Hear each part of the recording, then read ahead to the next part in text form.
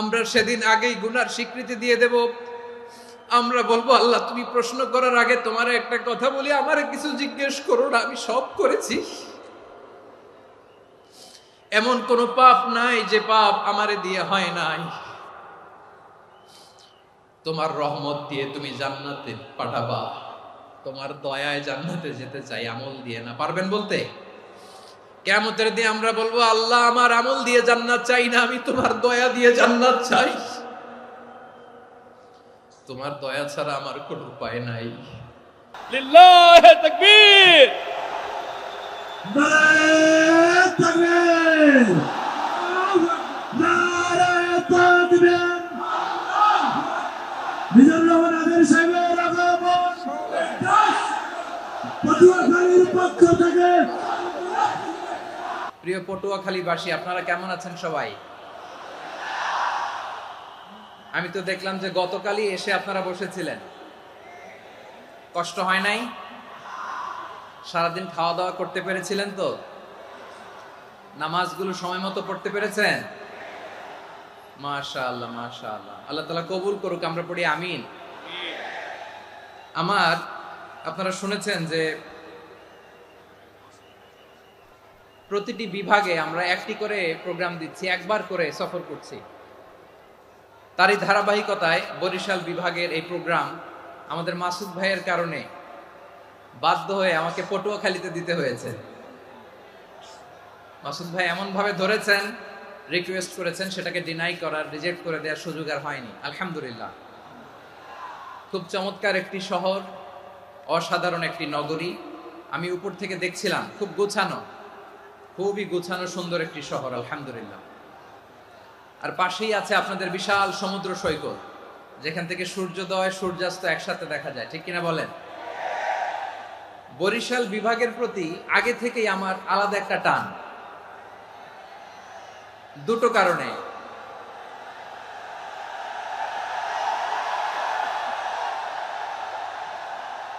আলহামদুলিল্লাহ, আলহামদুলিল্লাহ, মাশাআল্লাহ। এই গণজোয়ারকে আল্লাহ তাআলা ইসলামের পক্ষে কবুল করে নিক। এই প্রাণ ঢালা উচ্ছ্বাস, ভালোবাসা, এটা কোরআনের জন্য, ইসলামের জন্য, ঠিক কিনা বলেন? কোন অপশক্তি এই গণজোয়ারকে ঠেকাতে পারবে না। কারণ যে ভালোবাসা আল্লাহর জন্য হয় সেটাকে ঠেকানো যায় না, ঠিক কিনা বলে? আমার প্রাণ প্রিয় পটুয়াখালীবাসী ভাইরা,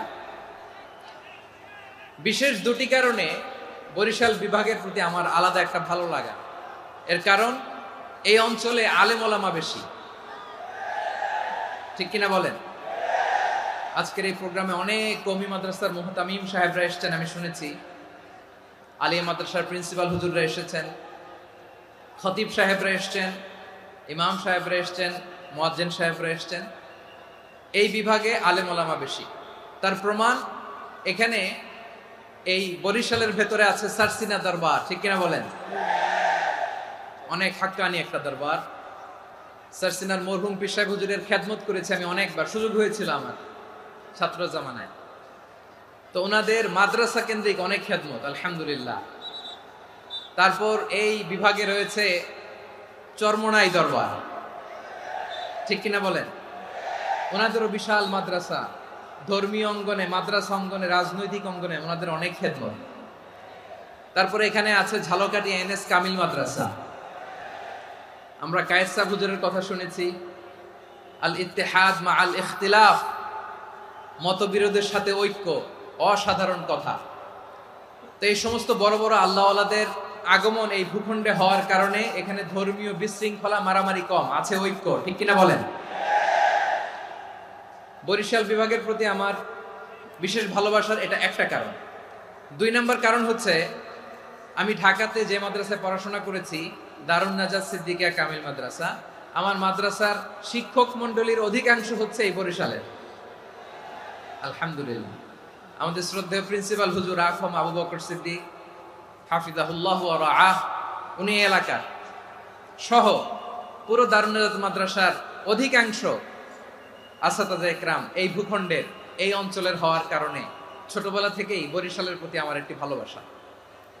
তো আমি অন্তরের অন্তঃস্থল থেকে আবারও শুভেচ্ছা জানাতে চাই আমি আমাদের অনেক ভাইদেরকে দেখতে পাচ্ছি আপনারা বসার জায়গা পাননি, দাঁড়িয়ে আছেন এবং খুবই নিশ্চুপ, শান্ত, সুশৃঙ্খল।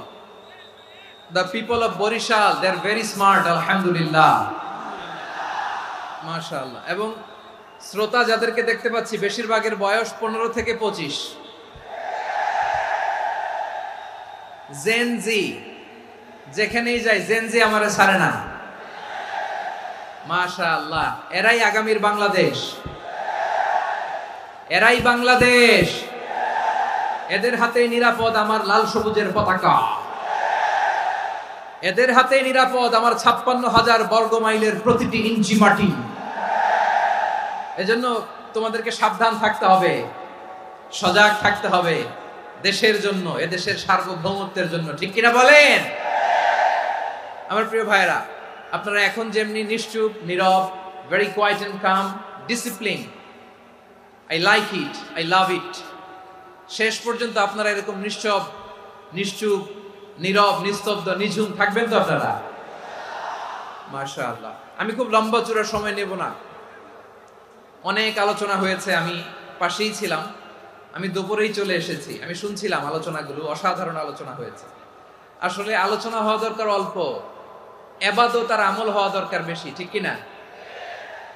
কিয়ামতের একটা আলামত হচ্ছে খুতবুকুম তাওয়িলা ওয়া সালাওয়াতুকুম কাসীরা। কিয়ামতের আগে আমাদের বক্তব্য হয়ে যাবে লম্বা।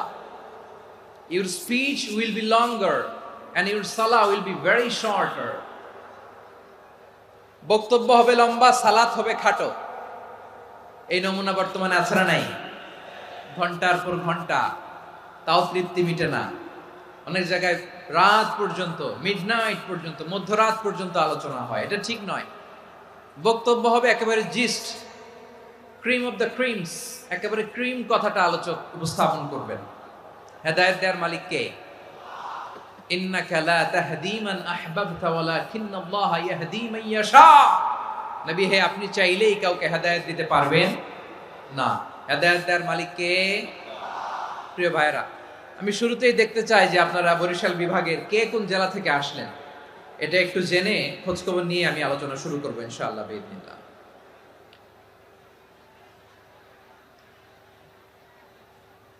প্রিয় ভাইরা, আমি দেখতে চাচ্ছি আপনাদের এই বরিশাল বিভাগের ভোলা জেলা আছে না একটা, দ্বীপ জেলা, ওখান থেকে কেউ আসতে পারছেন নাকি? হ্যাঁ, আল্লাহু আকবার, আসছে তো, ওই যে হাত দেখা যাচ্ছে। সর্বনাশ, মাশাআল্লাহ, ঠিক আছে, আল্লাহ আমার ভাইদেরকে তুমি কবুল করো। বরগুনা জেলা থেকে কেউ এসেছেন আজকের প্রোগ্রামে? ইয়া সালাম, মাশাআল্লাহ, মাশাআল্লাহ, ওয়েলকাম, ওয়েলকাম, ঠিক আছে। পিরোজপুর জেলার কেউ এসেছেন? পিরোজপুর জেলা থেকে মাশাআল্লাহ অনেক ভাইরা এসেছেন। ঝালকাঠি, মাশাআল্লাহ, ঝালকাঠিতে অনেক আসছে। তারপর বরিশাল জেলা থেকে কারা কারা এসেছেন? বরিশাল, মাশাআল্লাহ, তাবারাকাল্লাহ। এবার পটুয়াখালী জেলার কারা কারা দেখি? মাশাআল্লাহ, মাশাআল্লাহ, মাশাআল্লাহ। আল্লাহ তুমি কবুল করো, আল্লাহ তুমি কবুল করো। লিল্লাহি তাকবীর, লিল্লাহি তাকবীর, লিল্লাহি তাকবীর। হাত নামান। প্রিয় ভাইরা, আসুন আমরা কাল বিলম্ব না করে আজকের পটুয়াখালী জেলা শহরের, মাশাআল্লাহ, ওই যে লক্ষ্মীপুর থেকে আমাদের ভাই এসে প্লেকার্ড নিয়ে দাঁড়াইছে, ঠিক আছে, প্লেকার্ড দেখেছি, ফি আমানিল্লাহ। আচ্ছা, এই বরিশাল বিভাগের বাইরে থেকে কারা কারা আসছেন দেখি, কেউ আছেন কিনা? মাশাআল্লাহ, অনেক অনেক অনেক, মাশাআল্লাহ, আল্লাহ কবুল করুন, আল্লাহ কবুল করুন, ফি আমানিল্লাহ। চাঁদপুর, ঠিক আছে, ঠিক আছে, হ্যাঁ, ইলিশের বাড়ি, চাঁদপুর, ঠিক আছে, মাশাআল্লাহ। বসুন, বসুন। সম্মানিত ভাইরা, আসুন আমরা মূল আলোচনার দিকে চলে যাই। আজকে আমরা যে টপিকটা নিয়ে আলোচনা করব সেটা হচ্ছে, আমরা যে জীবনে বিপদে পড়ি, আমরা বিপদে পড়লে আমাদেরকে উদ্ধার করে কে? আল্লাহ ছাড়া আমাদের বাঁচানোর কেউ আছে? উদ্ধার করার কেউ আছে? রক্ষা করার কেউ আছে? এজন্য বিপদে পড়লে আমরা চাইবো কার কাছে? আমাদের যাই দরকার হোক আমরা ফরিয়াদ করব কার কাছে? নাকি মাজারে যেয়ে চাবেন? মাজারে যেয়ে যাবেন? অনেকে তো মাজারে যে কপাল ঘষে, আছে না নাই? মাজারে যে সন্তান চায়, আছে? এই এলাকায় নাই, এই এলাকার লোকদের আকীদা খালেস আমি জানি। মাজারে যে কপাল ঘষে আর সন্তান চায়। আচ্ছা, মাজারে গেলে সন্তান পাওয়া যায়? আচ্ছা, মাজারে না গেলে যদি বাচ্চা না হতো, গরু ছাগলের যে বাচ্চা হয় ওরা কোন মাজারে মানত করে বলেন? কথা কি বুঝতেছেন? এই যে প্রতি বছর গরু ছাগল ভেড়া এগুলো যে বাচ্চা দেয়, এরা কোন মাজারে যে মানত করে? এজন্য চাইতে হবে একজনের কাছে, তিনি কে? আমার প্রিয় পটুয়াখালীবাসী, মাজার জিয়ারত করা সুন্নাহ। আমরা মাজার জিয়ারত করব, আল্লাহ ওয়ালাদের কবরে যাব, আমরা সেখানে যে সালাম দিব, দোয়া করব, নিজের জন্য করব, কবরে শুয়ে থাকা মাইয়েতের জন্য করব, পুরো মুসলিম উম্মার জন্য করব। কিন্তু কবরে যিনি শুয়ে আছে ওই বাবার কাছে সন্তান চাওয়া যাবে? চাকরি চাওয়া যাবে? সফলতা চাওয়া যাবে? সফলতা দেয় কে? সবাই বলেন নাই, আওয়াজ করে বলেন, সফলতা দেওয়ার মালিক কে? এক কথাই রব্বুল আলামিন বলেন, ওয়া ইয়ামসাসকাল্লাহু বিদুররিন ফালা কাশিফা লাহু ইল্লা হু ওয়া ইয়ুরিদকা বিখাইরিন ফালা রাদ্দা লিফাদলি ইউসিবু বিহি মান ইয়াশাউ মিন ইবাদিহি ওয়া হুয়াল গফুরুর রহিম। আল্লাহু আকবার। আল্লাহ বললেন, ওয়া ইয়ামসাসকাল্লাহু বিদুররিন ফালা কাশিফা লাহু ইল্লা হু।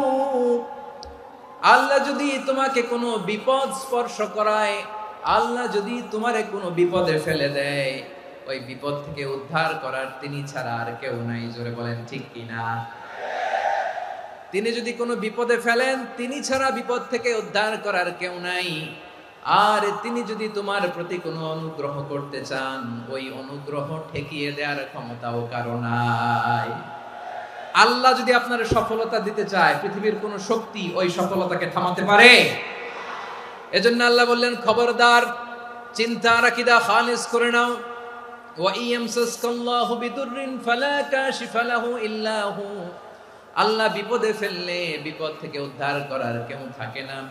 আর আল্লাহ যদি তোমার প্রতি দয়া দেখাতে চান, অনুগ্রহ করতে চান, ওই অনুগ্রহকে প্রতিরোধ করার মতো ক্ষমতা কারো নাই। তিনি তার বান্দাদের মধ্য থেকে যাকে ইচ্ছা তাকে দেন, যত ইচ্ছা তত দেন। তিনি ক্ষমাশীল, তিনি মেহেরবান। সুবহানাল্লাহ। তিনি ক্ষমাশীল, তিনি মেহেরবান। তাহলে এই আয়াত থেকে আমরা বুঝতে পারলাম, আমরা যদি বিপদে পড়ি আমাদেরকে কেউ বাঁচাতে পারে না। আমার বাবা আমারে বাঁচাতে পারে? হ্যাঁ? আমার মা আমাকে বাঁচাতে পারে? আমার বন্ধু আমারে বাঁচাতে পারে? আমার দলের কর্মী আমাকে বাঁচাতে পারে? আমার পীর সাহেব আমারে বাঁচাতে পারে? আমার পটুয়াখালীর ভাইয়েরা খেয়াল রাখবেন, বাঁচাতে পারে এক মহান সত্তা, উদ্ধার করতে পারে এক মহান সত্তা। চিৎকার করে বলুন, তিনি কে? আবার আল্লাহ বললেন, আম্মাই ইউজিবুল মুত্তাররা ইযা দাআহু ওয়া ইয়াকশিফুস সুআ ওয়া ইয়াজআলুকুম খুলাফাআল আরদ আইলাহুম মা'আল্লাহ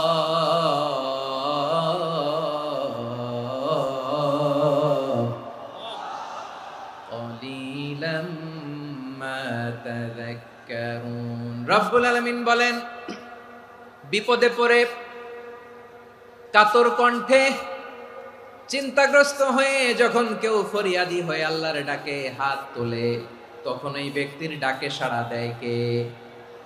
সবাই বলুন।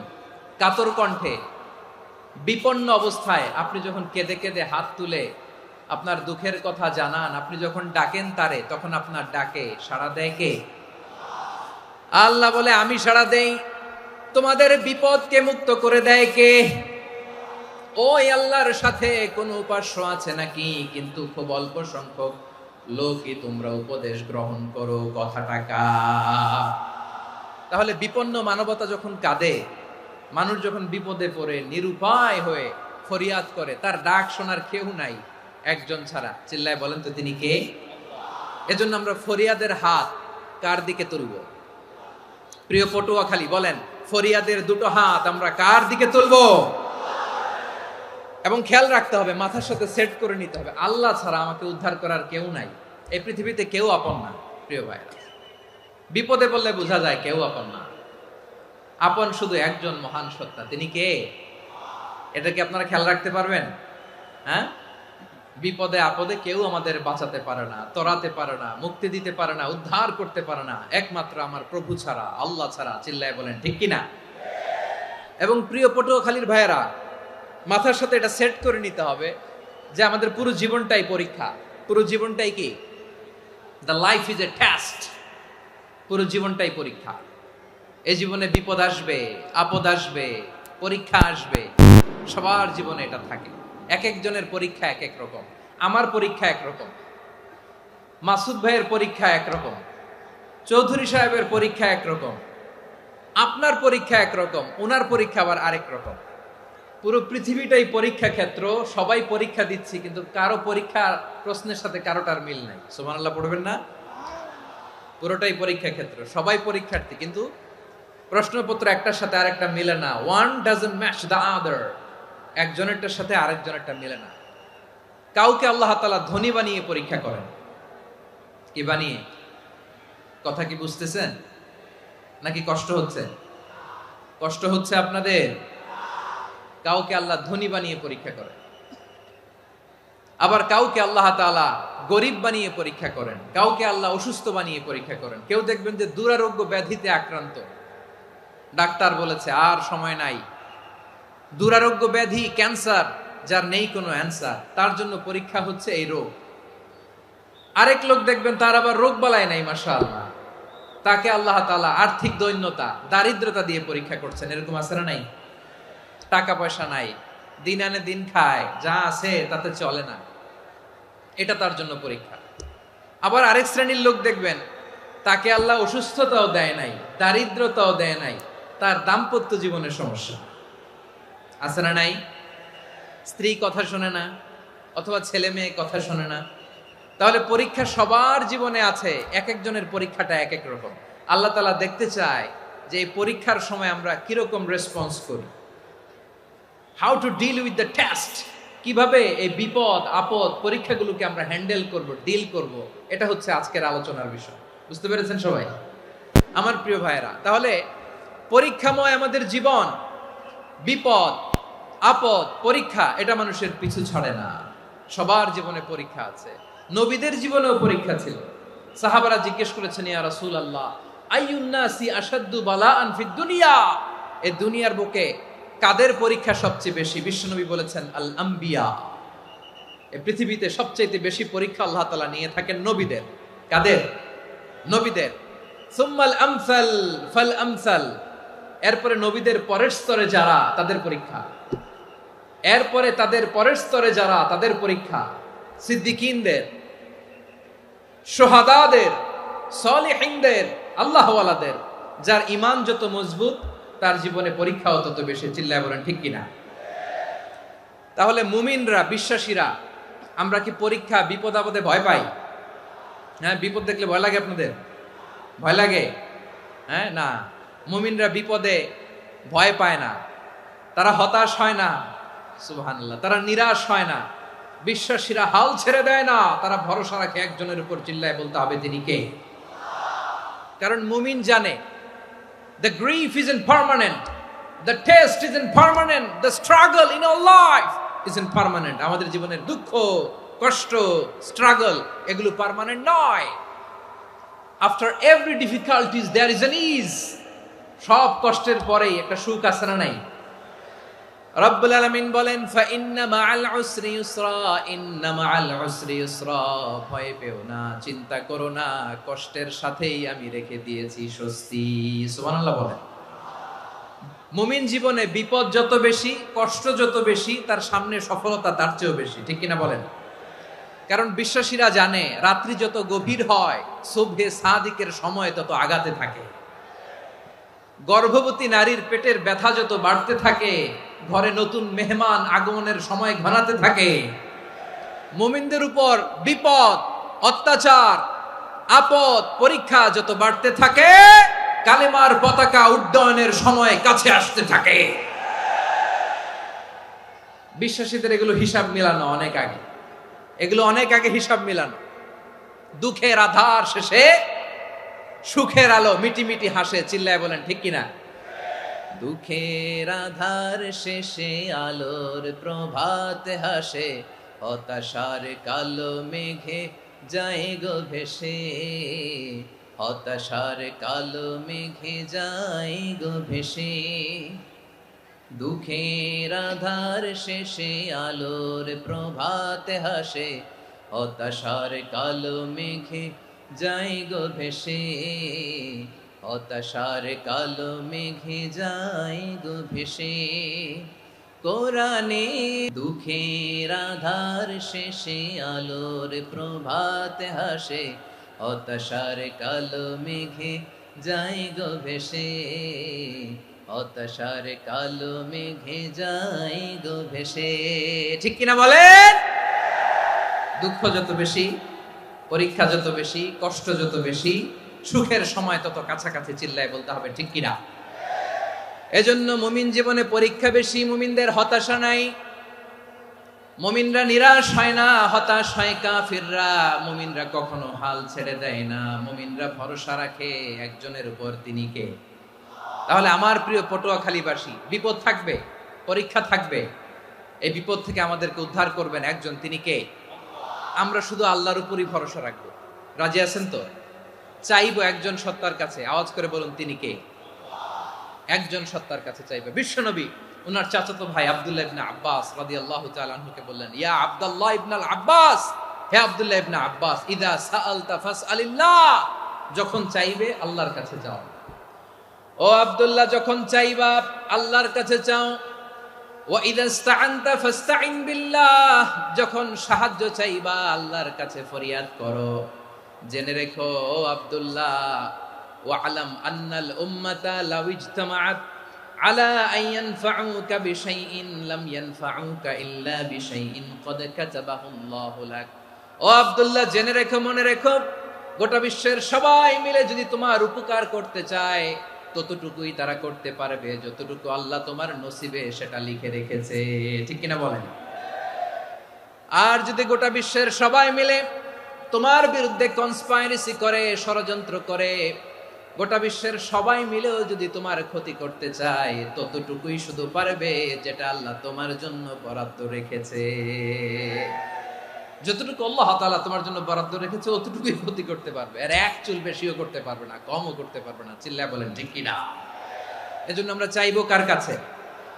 সবাই বলেন নাই, আওয়াজ করে বলেন কার কাছে?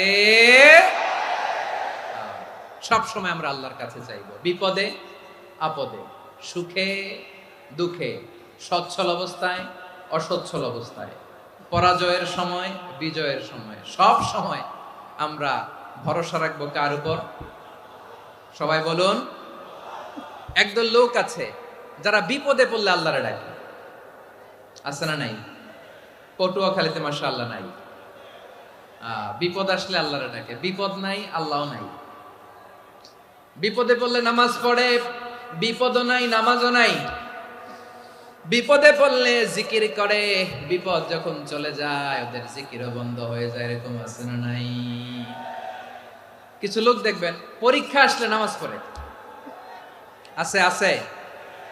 জেনজি আওয়াজ করো, এরকম আছে? এই কমন পড়ে গেছে, কমন পড়ছে। দেখবেন পরীক্ষার সময় নামাজ পড়ে, পরীক্ষাও নাই নামাজও আছে। এরকম কিছু লোক আছে অসুস্থ হলে আল্লাহরে বড্ড ভালোবাসে, আল্লাহরে খুব ডাকে। অসুস্থ হইলে অসুস্থতাও নাই, আল্লাহ স্মরণও নাই। দেখবেন কিছু লোক নির্বাচন আসলে খুব আল্লাহওয়ালা হয়ে যায়, তখন দেখবেন মাথার মধ্যে হেজাব লাগায়, পাঞ্জাবি লাগায়, আল্লাহওয়ালা হয়ে যায়। নির্বাচনও নাই, এরপরে আল্লাহর কথাও নাই। আছে না নাই? না, এরকম হওয়া যাবে না। সব সময় আমরা আল্লাহরে ডাকবো, বিপদে আপদে সব সময় ভরসা রাখবো আমরা একজনের উপর। আওয়াজ করে বলেন তিনি কে? এ কথায় আল্লাহ তাআলা আমাদের চোখে আঙ্গুল দিয়ে জানিয়ে দিলেন, ফাইদা রাকিবু ফিল ফুলকি দা'আবুল্লাহ মুখলিসিনা লাহুদ্দিন فلما نجاهم إلى البر إذا هم يشركون আল্লাহ বলে একদল লোক আছে তারা যখন নৌযানে চড়ে জলযানে চড়ে সাগরের মধ্যে যখন জাহাজে চড়ে লঞ্চে চড়ে তারা যখন তুফানের সম্মুখীন হয় তখন তারা আল্লাহরে বড্ড বেশি ডাকে একান্ত ভাবে ডাকে বিশুদ্ধ চিত্তে ডাকে আবার তুফান থেকে তাদেরকে সেফ জোনে নিয়ে নিরাপদ জোনে নিয়ে যখন বন্দরে আমি আল্লাহ তাদেরকে ভিড়িয়ে দেই ওই লোকগুলো আবার আমি আল্লাহর সাথে শিরিক করে এরকম আছে না নাই জাহাজে উঠছে সাগরের মাঝখানে তুফান ওই সময় দেখবেন আল্লাহ কারে কয় এই কথা তো আপনাদেরকে বোঝানো সহজ আপনারা তো নদীর দেশের মানুষ লঞ্চে চড়েন নাই কারা কারা দেখি লঞ্চে চড়ছেন হ্যাঁ লঞ্চে চড়ে নাই এরকম একজনও নাই এখানে আচ্ছা লঞ্চে উঠছেন কে কে দেখি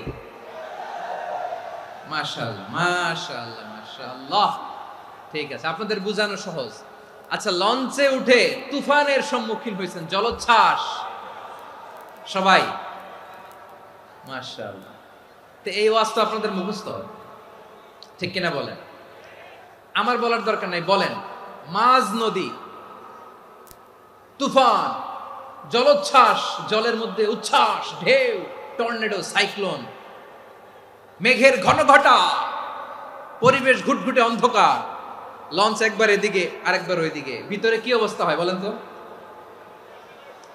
হ্যাঁ তখন মুসলিম আল্লাহর ডাকে হিন্দু আল্লাহর ডাকে ঠিক কিনা বলেন আস্তিক আল্লাহর ডাকে নাস্তিক আল্লাহর ডাকে ঠিক কিনা লঞ্চের ভেতর স্টিমারের ভেতর কান্নারে রোল পড়ে যায় চিৎকারের রোল পড়ে যায় সবার মুখ দিয়ে শুধু একটা আওয়াজ লা ইলাহা লা ইলাহা লা ইলাহা সুবহানাল্লাহ আলহামদুলিল্লাহ লা ইলাহা আল্লাহ নামের জিকির করবে যারা আল্লাহর কাছে প্রিয় তারা আল্লাহর কাছে প্রিয় যারা জান্নাতে প্রবেশ করবে তারা জোরে লা ইলাহা লা ইলাহা ইল্লাল্লাহ লা ইলাহা ইল্লাল্লাহ মুহাম্মাদুর রাসূলুল্লাহ সাল্লাল্লাহু আলাইহি ওয়াসাল্লাম আমার প্রিয় পটুয়াখালীবাসী তাহলে লঞ্চের ভেতরে যখন আমরা তুফানের মধ্যে পড়ি তখন সবাই মিলে আমরা একটা নামের জিকির করি নামটা কার মুসলমানেরাও ডাকে হিন্দুরাও ডাকে আস্তিকও ডাকে নাস্তিকও ডাকে সবাই ডাকে একজনকে তিনি কে আবার দেখবেন ওই আল্লাহ তুফানের পরে ঝড়ের পরে ওই লঞ্চটাকে যখন সদর ঘাটে ফিরিয়ে দেয় আবার আমরা নাফরমানি শুরু করে দেই সে কোথায় আল্লাহ বললেন ফাইদা রাকিবু ফিল ফুলকি দা'আউল্লাহ মুখলিসিনা লাহুদ্দিন ফালাম্মা নাজ্জাহুম ইলাল বাররি ইযা হুম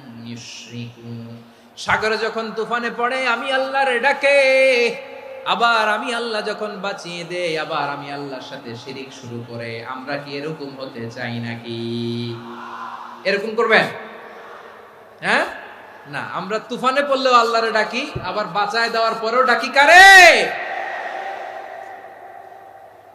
আল্লাহকেই ডাকি বিমানের মধ্যে মাঝে মাঝে দেখবেন যে এয়ার টার্বুলেন্স হয় জানেন এয়ার টার্বুলেন্স জানেন তো মাঝে মাঝে বিমানটা বাউন্সিং করে বাম্পি ভেরি বাম্পি ওয়েদার শুনেন নাই 40,000 ফিট উপরে যখন থাকে তখন পাইলট মাঝে মাঝে বলে dear passengers ladies and gentleman right now we are flying 40,000 feet above the ground and we are passing very heavy air turbulence right now. Please fasten your seat belt. দেখবেন মাঝে মাঝে বলে যে ভদ্র মহিলা ভদ্র মহোদয়গণ আমরা 40,000 ফিট উপর দিয়ে যাচ্ছি আর এয়ার টার্বুলেন্স ফেস করছি মেহেরবানি করে আল্লাহর রাস্তে সিট বেল্ট বাঁধুন তখন বিমানটা এরকম বাউন্সিং করে শেকিং করে আপনারা মুখোমুখি হয়েছেন ইদানিং এই এয়ার টার্বুলেন্স বেড়ে গিয়েছে গত বছর আমার ইন্টারন্যাশনাল অনেকগুলো ফ্লাইট ছিল, তো আমি দেখলাম যে আগের ফ্লাইটগুলোর তুলনায় এখন এয়ার টার্বুলেন্স খুব বেশি। আমি একটু রিসার্চ করে দেখলাম ক্লাইমেট চেঞ্জের কারণে, জলবায়ু পরিবর্তনের কারণে আকাশের বাতাসের মুভমেন্টে পরিবর্তন হয়েছে, ফলে এখন বিমান শেকিং করে বেশি, বাউন্সিং, বাম্পি ওয়েদার। তো বলেন তো 40,000 ফিট উপরে যখন আপনি, কয় হাজার ফিট, সবাই বলুন কয় হাজার ফিট, 40,000 ফিট উপরে যখন আপনি, তখন যখন বিমানটা এরকম বাউন্সিং করে, সবাই যখন ভমিটিং করে বিমান নষ্ট করে দেয়, বমি করে, তখন বাঁচানোর কে আছে আল্লাহ ছাড়া? কেউ আছে? ওই মুহূর্তেও সবাই মিলে একজনের ডাকে আওয়াজ করে বলেন তিনি কে? মাঝে মাঝে কিছু সোশ্যাল মিডিয়ায় কিছু ভিডিও পাওয়া যায় যে হেভি যখন এয়ার টার্বুলেন্স হয় 10 সেকেন্ড 15 সেকেন্ডের কিছু ভিডিও পাওয়া যায়, বিমানটা এরকম বাউন্সিং করছে, বাম্পি ওয়েদার, কাঁপছে, মানুষগুলো বমি করছে, অক্সিজেন মাস্কগুলো সব ঝুলে পড়েছে, বিমানটা শুধু কাঁপছে। তখন দেখবেন বিমানের ভেতরেও এরকম লঞ্চের মতো চিৎকার আছে না নাই? বিমানের ভেতরেও তখন চিৎকার। গত বছর হিথ্রো এয়ারপোর্ট থেকে সিঙ্গাপুর এয়ারলাইন্সের একটা ফ্লাইট, হিথ্রো টু চাঙ্গি, একটা ফ্লাইটে এমন বেশি এয়ার টার্বুলেন্সের শিকার হয়েছিল ওই এয়ারক্রাফটটা, 33 জন যাত্রী সেখানে আহত হয়েছে, একজন যাত্রী নিহত হয়েছে। কেবিন ক্রুজ, এয়ার হোস্টেস যারা আছে, একজনের নাক ফেটে, চোখ ফেটে, কপাল ফেটে, ব্লিডিং হয়ে শয়লা। প্রিয় ভাইয়েরা, ওই 40,000 ফিট উপরে বিমানটা যখন কাঁপবে, তখন আমাদেরকে আল্লাহ ছাড়া আর কেউ বাঁচানোর আছে? এত আস্তে বললে হবে? ওই কঠিন মুহূর্তে আমার বাবা আমারে বাঁচাতে পারে, আমার বন্ধু আমারে বাঁচাতে পারে। এই গ্রাউন্ডে, জমিনের বুকে আমার প্রোটোকল, আমার ক্ষমতা, আমার দাম্ভিকতা, কোনো কিছু আমারে বাঁচাতে পারে একজন ছাড়া। চিল্লায় বলতে হবে তিনি কে? সে আল্লাহ বললেন, গোলাম আমি বিপদের সময় ঠিকই তোমাদের বাঁচিয়ে দেই। ওই বিমানের ভেতরে 40,000 ফিট উপরে যখন তোমরা এয়ার টার্বুলেন্সের শিকার হও, তখন নাস্তিকও আল্লাহরে ডাকে, হিন্দু আল্লাহরে ডাকে, জোরে বলেন ঠিক কিনা? আবার বিমানটা যখন শান্ত হয়ে যায়, একটু পরেই বিমানের স্ক্রিনের মধ্যে হিন্দি সিনেমা খোঁজে। বিমানের স্ক্রিনে কিন্তু বিশাল ওখানে আফলাম ফিল্মের একেবারে বোঝাই করা। বিমানটা শান্ত হলে আবার হিন্দি সিনেমা দেখা শুরু করে। একটু আগে ডাকছিল কারে? দেখবেন বাংলাদেশে আমাদের ক্রিকেটাররা যখন অন্য কোনো দেশের সাথে খেলে, অনেক সময় এমন হয় বল বাকি একটা, রান দরকার 6টা। বল বাকি কয়টা? পটুয়াখালী বুঝে নাই বোধহয়। বল বাকি কয়টা? রান দরকার। আপনি দেখবেন ক্যামেরাম্যান তখন গ্যালারিতে খালি দেখায় দর্শকদের যে কি অস্থিরতা। হিপ হপ স্টাইলের মেয়েটা, যে মেয়েটার ওড়না এতক্ষণ ছিল গলায়, এতক্ষণ কই ছিল, ওই মেয়েটা দেখবেন ওড়নাটা টেনে মাথায় দিয়ে এরকম মুনাজাত ধরতেছে, আল্লাহ আল্লাহ, একটা ছক্কা, আল্লাহ আল্লাহ, আমার লাল সবুজের পতাকারে তুমি অপমানিত কইরো না আল্লাহ, ইন্ডিয়ার সাথে আমাদের খেলা, আল্লাহ আল্লাহ, একটা ছক্কা, একটা। পুরো খেলা জুড়ে এই মেয়ের ওড়না ছিল গলায়, কিন্তু যখন 1 বলে 6 রান দরকার, ওড়না চলে আসছে কোথায়? মাথায়। আবার মুনাজাত আছে না নাই? ঠিকই বাংলাদেশের দামাল ছেলে এমন এক শট মারলো, বল চলে গেল স্টেডিয়ামের বাইরে, ছক্কা, জিতে গেলাম আমরা। পুরো স্টেডিয়াম জুড়ে চিৎকার, হই হুল্লোড়, মৌজ মাস্তি। যেই মেয়েটা মাথার মধ্যে ওড়না দিয়ে এতক্ষণ সুবহানাল্লাহ সুবহানাল্লাহ বলে আল্লাহর কাছে দোয়া করেছে, ওই মেয়ে এখন আবার ওড়না ফেলে দিয়ে নাচা শুরু করে দিয়েছে। তাহলে আল্লাহর ভয়, আল্লাহর প্রতি আস্থা, বিশ্বাস, ভালোবাসা, এটা কি ক্ষণিকের জন্য? মানে আমার যখন লাগবে তখন আল্লাহর ইউজ করবো নাকি? হ্যাঁ, বিপদে আপদে, সুখের সময় দুঃখের সময়, সচ্ছল অসচ্ছল অবস্থায় বিশ্বাসীরা ভরসা রাখে একজনের উপর। চিৎকার করে বলে পটুয়াখালী তিনি কে? সে আল্লাহ বললেন, গোলাম মনে করো না জাহাজ থেকে সদরঘাটে ভিড়িয়ে দিলাম তুমি নিরাপদ হয়ে গেছো, মনে করো না 40,000 ফিট থেকে সেফ ল্যান্ডিং এর পরে এয়ারপোর্টে নেমে গেলেই তুমি নিরাপদ হয়ে গেছো।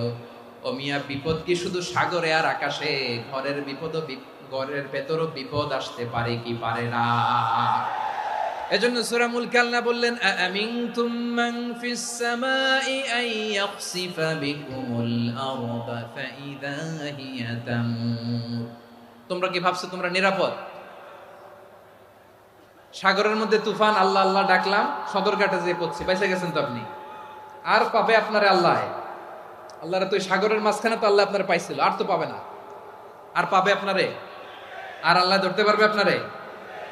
ঘরের ভেতরও বিপদ দিয়ে আটকাতে পারে কে? 5 স্টার 7 স্টার হোটেলের ভেতরও আমাকে বিপদের মধ্যে ফেলে দিতে পারেন কে? আল্লাহ বললেন তোমরা কি ভেবেছো তোমরা নিরাপদ? আমি চাইলে ল্যান্ডস্লাইডস, ভূমি ধস দিয়ে 1 লক্ষ এক মুহূর্তে নিয়ে যেতে পারি। এক সুনামি দিয়ে থাপ্পড় মেরে 3 লক্ষ সাগরের ভেতরে ঢুকায় দিতে পারি। 1 সেকেন্ডও লাগে না আমার। أم أمنتم من في السماء أن يرسل عليكم حاصبا فستعلمون كيف نذير। আল্লাহ চাইলে আকাশ থেকে পাথর বৃষ্টি নাজিল করতে পারেন কি পারেন না? এই মুহূর্তে এখানে ভূমিকম্প দিতে পারেন কি পারেন না?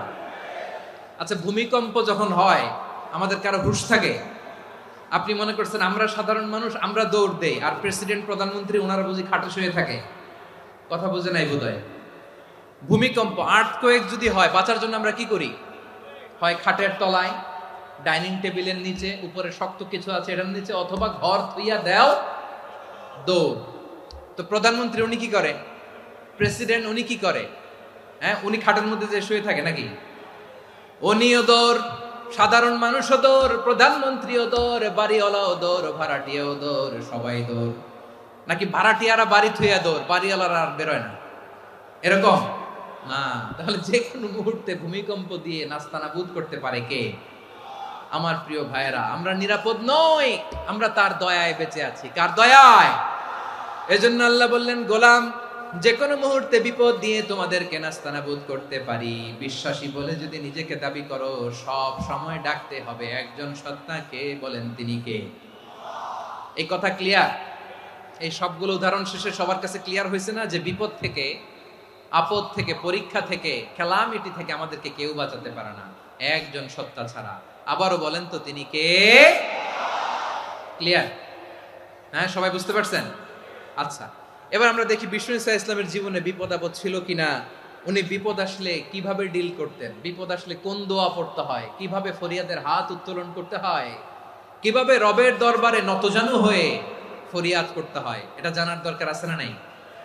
আসুন আমরা বিষ্ণুনবীর জীবনী থেকে দেখি বিপদ আসলে উনি কি করতেন। বিপদ আসলেই প্রথমে বিষ্ণু ইসা ইসলাম একটা দোয়া পড়তেন। কি পড়তেন? তিনি পড়তেন ইন্না লিল্লাহি ওয়া ইন্না ইলাইহি রাজিউন। নিশ্চয় আমরা আল্লাহর জন্য, নিশ্চয় আমরা কার দিকে ফিরবো ভাই? আবার কার দিকে ফিরবো? আওয়াজ করে বলুন তো, আমরা এসেছি কার কাছ থেকে, আবারও ফিরে যাব কার কাছে? এজন্য বিষ্ণুই পড়ছেন ইন্না লিল্লাহি ওয়া ইন্না ইলাইহি রাজিউন। নিশ্চয় আল্লাহর জন্য, ওই আল্লাহর দিকেই আমরা ফিরে যাব। তারপরে বিশ্বনবী পড়তেন আল্লাহুম্মা আজুরনি ফি মুসিবাতি ওয়াখলুফ লি খায়রাম মিনহা। একসাথে প্রথমে পড়তেন ইন্না লিল্লাহি ওয়া ইন্না ইলাইহি রাজিউন, তারপর পরে পড়তেন আল্লাহুম্মা আজুরনি ফি মুসিবাতি ওয়াখলুফ লি খায়রাম মিনহা। মানে আল্লাহ, এই যে আমি বিপদে ধৈর্য ধারণ করলাম, এটার সব তুমি আমারে দাও, আর যেটা হারালাম এর চেয়ে ভালো কিছু দিয়ে মেকআপ করে দিও, ভালো কিছু দিয়ে বদল করে দিও। সুবহানাল্লাহ পড়েন। তাহলে বিপদ আসলে আমরা কি পড়ব? কথা বলেন। এই যে আমি শুয়েছিলাম, নাশিদ গাচ্ছিল ওরা, এদেশে পরস্পরে দেখা হলে দেয় সালাম, এদেশে আমজনতার হৃদয় জুড়ে পাকালাম, এদেশে বিপদ এলে সর্বজনে সর্বক্ষণে দোয়া পড়ে ইন্না লিল্লাহ। কি পড়ে? সুবহানাল্লাহ সুবহানাল্লাহ সুবহানাল্লাহ সুবহানাল্লাহ। এদেশে আজান শুনে সূর্য ওঠে শহর গ্রামে, এদেশে আজান শুনে সূর্য ডুবে সন্ধ্যা নামে, এদেশে সকল কাজে সবাই বলে বিসমিল্লাহ, এদেশে ভালো কিছু দেখে শুনে হাসি মুখে সবাই বলে মাশাআল্লাহ। সুবহানাল্লাহ পড়েন। তাহলে বিপদ এলে আমরা কি পড়ি? কথা বুঝলে সবাই উত্তর দিতে হবে। বিপদ এলে কি পড়ি? তাহলে বিপদ এলেই আমরা এখন থেকে ইন্না লিল্লাহ পড়বো, নাকি হাই হুতাশ করবেন? একদল আছে হাই হুতাশ করে, হায় আল্লাহ রে মোর কি হইল রে, মুই কি হরমু রে, মুই কমবে জামু রে, আছে না নাই? এরকম বিলাপ করতে নিষেধ করেছেন বিশ্বনবী। কি করব, কই যাব, কি হবে, হায় হায়, এরকম হাহুতাশ আছে না নাই? বিশ্বাসীরা হাহুতাশ করে না, তারা ইন্না লিল্লাহ পড়ে। কি পড়ে মনে থাকবে? আমরা পড়বো ইন্না লিল্লাহি ওয়া ইন্না ইলাইহি রাজিউন। নিশ্চয়ই আমরা আল্লাহর জন্য, আমরা আল্লাহর দিকেই ফিরে যাব। এরপর পড়বো আল্লাহুম্মা আজুরনি ফি মুসিবাতি ওয়া খলুফ লি খায়রাম মিনহা। আল্লাহ, আমি যে বিপদে ধৈর্য ধারণ করলাম এটার সওয়াব দিও, আর যা হারালাম তার চেয়ে ভালো কিছু দিয়ে বদল করে দিও। সুবহানাল্লাহ পড়েন। বিশ্বনবীর এই হাদিস শুনলেন উম্মে সালামা রাদিয়াল্লাহু তাআলা আনহা। ওনার স্বামী হলো আবু সালামা। মজার ঘটনা খেয়াল করে শুনেন আমার প্রিয় কলিজার টুকরা ভাইয়েরা। কানগুলো খরগোশের কানের মতো খাড়া করে আমার দিকে তাকান। সাইয়্যিদাতুনা উম্মে সালামা রাদিয়াল্লাহু তাআলা আনহা, ওনার স্বামীর নাম আবু সালামা। শ্রেষ্ঠ দম্পতি, শ্রেষ্ঠ ফ্যামিলি। প্রথমে হিজরত করেছিলেন হাবাসায়, পরে হিজরত করেছেন মদিনায়। উহুদ যুদ্ধের পরে ওনার স্বামী আবু সালামা ইন্তেকাল করলো, শহীদ হলো। সুবহানাল্লাহ পড়েন। যখন আবু সালামা ইন্তেকাল করলো, উম্মে সালামা রাদিয়াল্লাহু তাআলা আনহা কেঁদে কেঁদে হয়রান। আর নবীর শিখানো বাণী অনুযায়ী তিনি বারবার পড়ছিলেন ইন্না লিল্লাহ। কি পড়ছিলেন? মুই কই জামু, কি হরমু, এগুলো বলে নাই। কি বলছে? ইন্না লিল্লাহ। যেহেতু বিশ্বনবী বলেছেন কেউ যদি বিপদের প্রথম ধাক্কায় পড়ে ইন্না লিল্লাহি ওয়া ইন্না ইলাইহি রাজিউন, আল্লাহুম্মা আজুরনি ফি মুসিবাতি ওয়া খলুফ লি খায়রাম মিনহা, তাহলে এই বিপদে যে সে যা হারালো তার চেয়ে শ্রেষ্ঠ কিছু দিয়ে আল্লাহ তার বদল দিয়ে দিবে।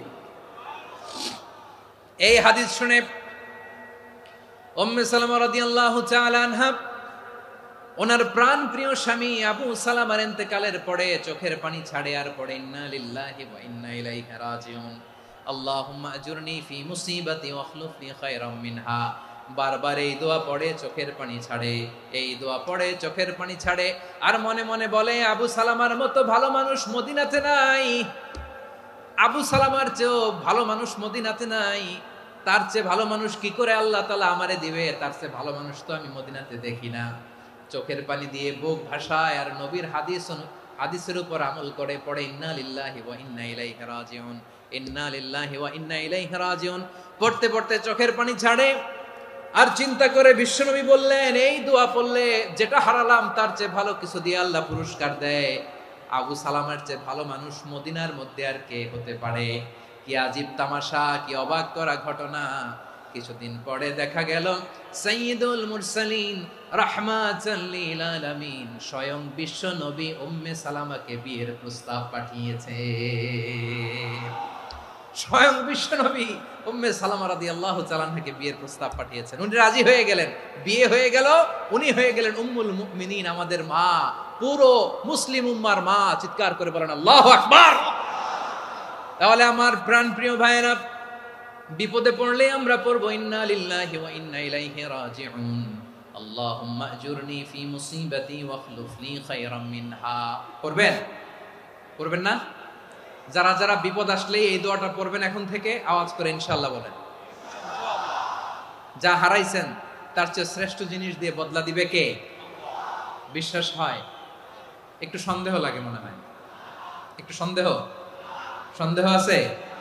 যাদের বিশ্বাস হবে তাদের কি আল্লাহ উত্তম বদলা দিবে, ঠিক কিনা বলেন? তাহলে বিপদে পড়লেই প্রথমে আমরা এটা পড়ব। দোয়াগুলো যদি এখন মুখস্থ না হয়, এই যে রেকর্ডিং হচ্ছে, পেয়ে যাবেন, কালকেই পেয়ে যাবেন। শুনে শুনে মুখস্থ করবেন। আমার মায়েরা, আমার বোনেরা, আপনাদের জন্য 3টি মাঠের অ্যারেঞ্জমেন্ট করা হয়েছে, আমি জানি। আপনারাও এই দোয়াগুলো পড়বেন, আপনার স্বামীকে শেখাবেন, সন্তানকে শেখাবেন, আপনার পুরো পরিবারটাকে জান্নাতের টুকরো বানিয়ে দিবে কে? তাহলে বিপদ আসলে প্রথমে কি পড়তে হবে এটা জেনে গেলাম। এরপরে বিপদ আসলে নিজেকে কি করে আল্লাহর কাছে সঁপে দিতে হয় এটাও জানার দরকার আছে না নাই? বিপদে প্রথমে ইন্না লিল্লাহ পড়লাম, ধৈর্য ধারণ করলাম, বিপদ থেকে উদ্ধারের সর্বোচ্চ চেষ্টা করলাম। আমার কাজ যখন শেষ তখন আমি আমার এই বিষয়টা আল্লাহর কাছে সঁপে দিব। কার কাছে সুপর্দ করব? কার কাছে? বিপদে বললে কেমন করে নিজেকে আল্লাহর কাছে সঁপে দিতে হয়, আসুন সাইয়েদনা ইব্রাহিম আলাইহিস সালামের জীবনী থেকে জানি। আল্লাহর খলিল ইব্রাহিম আলাইহিস সালাম আমাদের মতো সমাজ ব্যবস্থা পায় নাই। আমরা জন্মের পরে আমাদের কানের ভেতরে আজান দিয়েছে কে? একামত দিয়েছে কে? আমাদের বাপ দাদারা আমাদের কানে আজান দিয়েছে কি? দেয় নাই। আমাদের জন্মের পরেই তো আজান, একামত, বাড়ির পাশে মসজিদ, প্রতিদিন আজান, জুমার খুতবা, প্রতি মাসে মাসে তাফসিরুল কোরআন মাহফিল, মসজিদ, মিনারা, অভাব নাই। ঠিক কিনা বলেন? আপনি যেই সুন্দর ইসলামিক এনভায়রনমেন্ট পেয়েছেন, আমাদের ইব্রাহিম খলিল উনিও কি এরকম পেয়েছিলেন? হ্যাঁ, উনি জন্মের পর পরে ওনার কানে আজান দিছে কেউ? আমার প্রিয় ভাইরা, আগা গোড়া একটা শিরকি পরিবেশ উনি জন্মগ্রহণ করেছেন। উনি ছাড়া ওই তল্লাটে একজনও আল্লাহর উপর বিশ্বাসী নাই। কল্পনা করতে পারেন?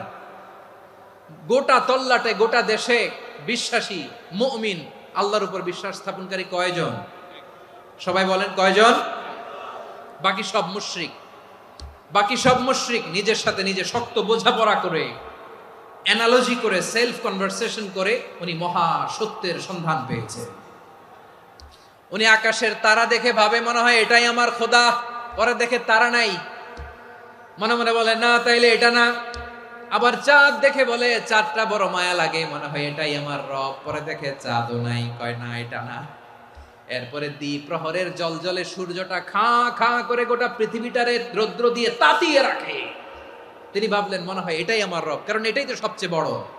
কিন্তু বিকেল বেলা ওই সূর্যটাও যখন চলে যায়, সাইয়েদনা ইব্রাহিম বলে না এটাও তো নাই, আমার খোদা যদি আমারে ছেড়ে চলে যায়, বিপদে পড়লে আমারে উদ্ধার করবে কে? এভাবে নিজের সাথে অ্যানালজি, সেলফ কনভারসেশন করতে করতে করতে তিনি মহা সত্যের সন্ধান পেয়েছেন। সুবহানাল্লাহ পড়েন। সব শেষে তিনি ডিসিশন নিয়ে ঘোষণা দিলেন, ইন্নী ওয়াজ্জাহাতু ওয়াজহিয়া লিল্লাযী ফাতারাস সামাওয়াতি ওয়াল আরদা হানিফান ওয়া মা আনা মিনাল মুশরিকিন। নিশ্চয় আমি এমন সত্তার দিকে মনোনিবেশ করলাম, মুখাপেক্ষী হলাম, যিনি আকাশ বানিয়েছেন, জমিন বানিয়েছেন, আমি মুশরিক নই। সুবহানাল্লাহ। পারতেন? আপনি পারতেন? কেউ নাই, লক্ষ লক্ষ মুশরিক, আপনি একা। ওনার মতো এরকম বিচক্ষণতা দিয়ে আল্লাহরে খুঁজে পাইতে পারতেন আপনি? কি নবী ছিল, আল্লাহকে খুঁজে পেয়েছে। যখন আল্লাহর ইবাদত শুরু করলো, এই কথা ছড়ায় পড়লো চারদিকে। নমরুদ সাইয়েদনা ইব্রাহিমকে ডেকে পাঠালেন। নমরুদ বলে, ইব্রাহিম তুমি নাকি মূর্তির পূজা না করে কোন নতুন রবের ইবাদত করো, কে তোমার রব? সাইয়েদনা ইব্রাহিম বললেন, রব্বি আল্লাযী ইউহয়ী ওয়া ইউমীত, আমি এমন রবের ইবাদত করি যিনি জীবন দেন, যিনি মৃত্যু দেন। নমরুদ বলে, তাই নাকি? তোমার রব জীবন দেয়, মৃত্যু দেয়? আর এটা তো আমি দেই, আমিও তো জীবন দেই, আমিও তো মৃত্যু দেই। সাইয়েদনা ইব্রাহিম বললেন, কেমন করে তুমি জীবন দাও, মৃত্যু দাও, একটু দেখাও তো। নমরুদ জেলখানা থেকে দুজন কয়েদিকে ডেকে আনলো। কয়েদি এনে অর্ডার করলো, একটাকে এখনই শিরোচ্ছেদ, হেড অফ, ডেথ পেনাল্টি, মৃত্যুদণ্ড দেয়া হলো, ফিনকি দিয়ে রক্ত বেরোলো। নমরুদ বলে, দেখো দুজনকে ধরে আনলাম, একজন কয়েদিকে দিলাম ডেথ পেনাল্টি, মৃত্যুদণ্ড, ওরে মৃত্যু দিলাম। আরেকজন যে দাঁড়িয়ে আছে, চাইলে ওরেও আমি মৃত্যুদণ্ড দিতে পারি, কিন্তু না, ওরে আমি দিব না, ওরে আমি বাঁচাইয়া দিলাম, ছেড়ে দিলাম, মানে জীবন দিলাম। দেখো ইব্রাহিম, তোমার চোখের সামনে একজন রে মৃত্যু দিলাম, আর একজন রে জীবন দিলাম। আপাত দৃষ্টিতে তাই তো, একজন রে তো জীবন দিল, আরেকজন রে মৃত্যু দিল। সাইয়েদনা ইব্রাহিম এবার বিপাকে পড়ে গেলেন। কিন্তু এক একজন নবীকে আল্লাহ এমন উইজডম বিচক্ষণতা দিয়ে এই জমিনে পাঠিয়েছেন, মুহূর্তের মধ্যে আল্লাহর খলিল ইব্রাহিম বললেন, فإن الله يأتي بالشمس من المشرق فأت بها من المغرب فبهت الذي كفر। আল্লাহর খলিল ইব্রাহিম বললেন, নমরুদ বুঝলাম তুমি জীবন দাও, মৃত্যু দাও, দেখলাম, কিন্তু আমার রব, আমার আল্লাহ প্রতিদিন সকালবেলা উষা লগ্নে ওই পূর্ব দিগন্ত থেকে সূর্যটাকে উদিত করেন, সাঁঝের বেলা, বিকেল বেলা, কুথুরি লগ্নে, সন্ধ্যা বেলা ওই দ্বিপ্রহরের জল জলে সূর্যটাকে পশ্চিম দিগন্তে ডুবিয়ে দেন। মানে সকালবেলা পূর্ব দিক থেকে উদিত করা সূর্যটাকে পশ্চিম দিকে বিকেলে তিনি ডুবিয়ে দেন। তুমি যদি পারো ওই সূর্যটাকে পশ্চিম দিক থেকে উদিত করে পূর্ব দিকে ডুবিয়ে দাও। সুবহানাল্লাহ পড়বেন না? দেখেন, ইনস্ট্যান্ট ইন্টেলেক্ট, মুহূর্তে বিচক্ষণতা, উইজডম কাকে বলে? নমরুদ পারবে? নমরুদের বাপ পারবে? ওর দাদা, ওর 14 গোষ্ঠী, গোটা বিশ্বের সব ক্ষমতাধর রাষ্ট্রনায়করা একসাথে হলে পারবে? ফাবুহিতাল্লাযী কাফার পারে নাই, ব্যর্থ হয়েছে। এবার তেলে বেগুনে জ্বলে উঠেছে, রেগে মেগে আগুন বলে ফালকুহু ফিল জাহিম। ওর সাথে তর্ক নাই, না পেরে এবার এটারে আগুনে ফেলা। বিশাল বিশাল গাছ কেটে লাকড়ি এনে আগুনের কুণ্ডলি বানানো হলো, দাও দাও দাও দাও করে আগুন জ্বলে। আল্লাহর খলিল ইব্রাহিমকে আগুনে নিক্ষেপ করা হবে। আল্লাহর খলিল সাইয়েদনা ইব্রাহিমের হাতের মধ্যে রশি দিয়ে টাইট করে বাঁধা হলো, পায়ের মধ্যেও টাইট করে রশি দিয়ে বাঁধা হলো। আল্লাহর খলিল ইব্রাহিমকে আগুনের কুণ্ডলির মধ্যে ফেলা হবে। ওমিয়া, আপনি যে বিপদের কারণে ভয় পান, হতাশ হন, এটা কোনো বিপদ ওনার বিপদের সামনে? পটুয়াখালী আওয়াজ করে বলুন, সাইয়েদনা খলিল ইব্রাহিমের বিপদের সামনে আমাদের বিপদগুলো কোনো বিপদ? এটা কোনো বিপদই না, এটা কোনো বিপদই না। হাত পা বেঁধে টাইট করে নিক্ষেপ করা হবে, সিম্পলি ফেলা যাবে না, কারণ দাও দাও করে দ্য ব্লেজিং ফায়ার, এমন আগুনের কুণ্ডলি, কাছে যাওয়া যায় না, আগুনের উত্তাপে নিক্ষেপ করা হবে। হাতে রশি বেঁধে, পায়ে রশি বেঁধে আল্লাহর খলিল ইব্রাহিম আলাইহিস সালামকে আগুনের মধ্যে নিক্ষেপ করা হবে। আহা, এটার বলে অগ্নি পরীক্ষা। উনি অগ্নি পরীক্ষার সম্মুখীন হয়েছিলেন। এজন্য কঠিন পরীক্ষাকে আমরা অগ্নি পরীক্ষার সাথে তুলনা করি, ঠিক কিনা?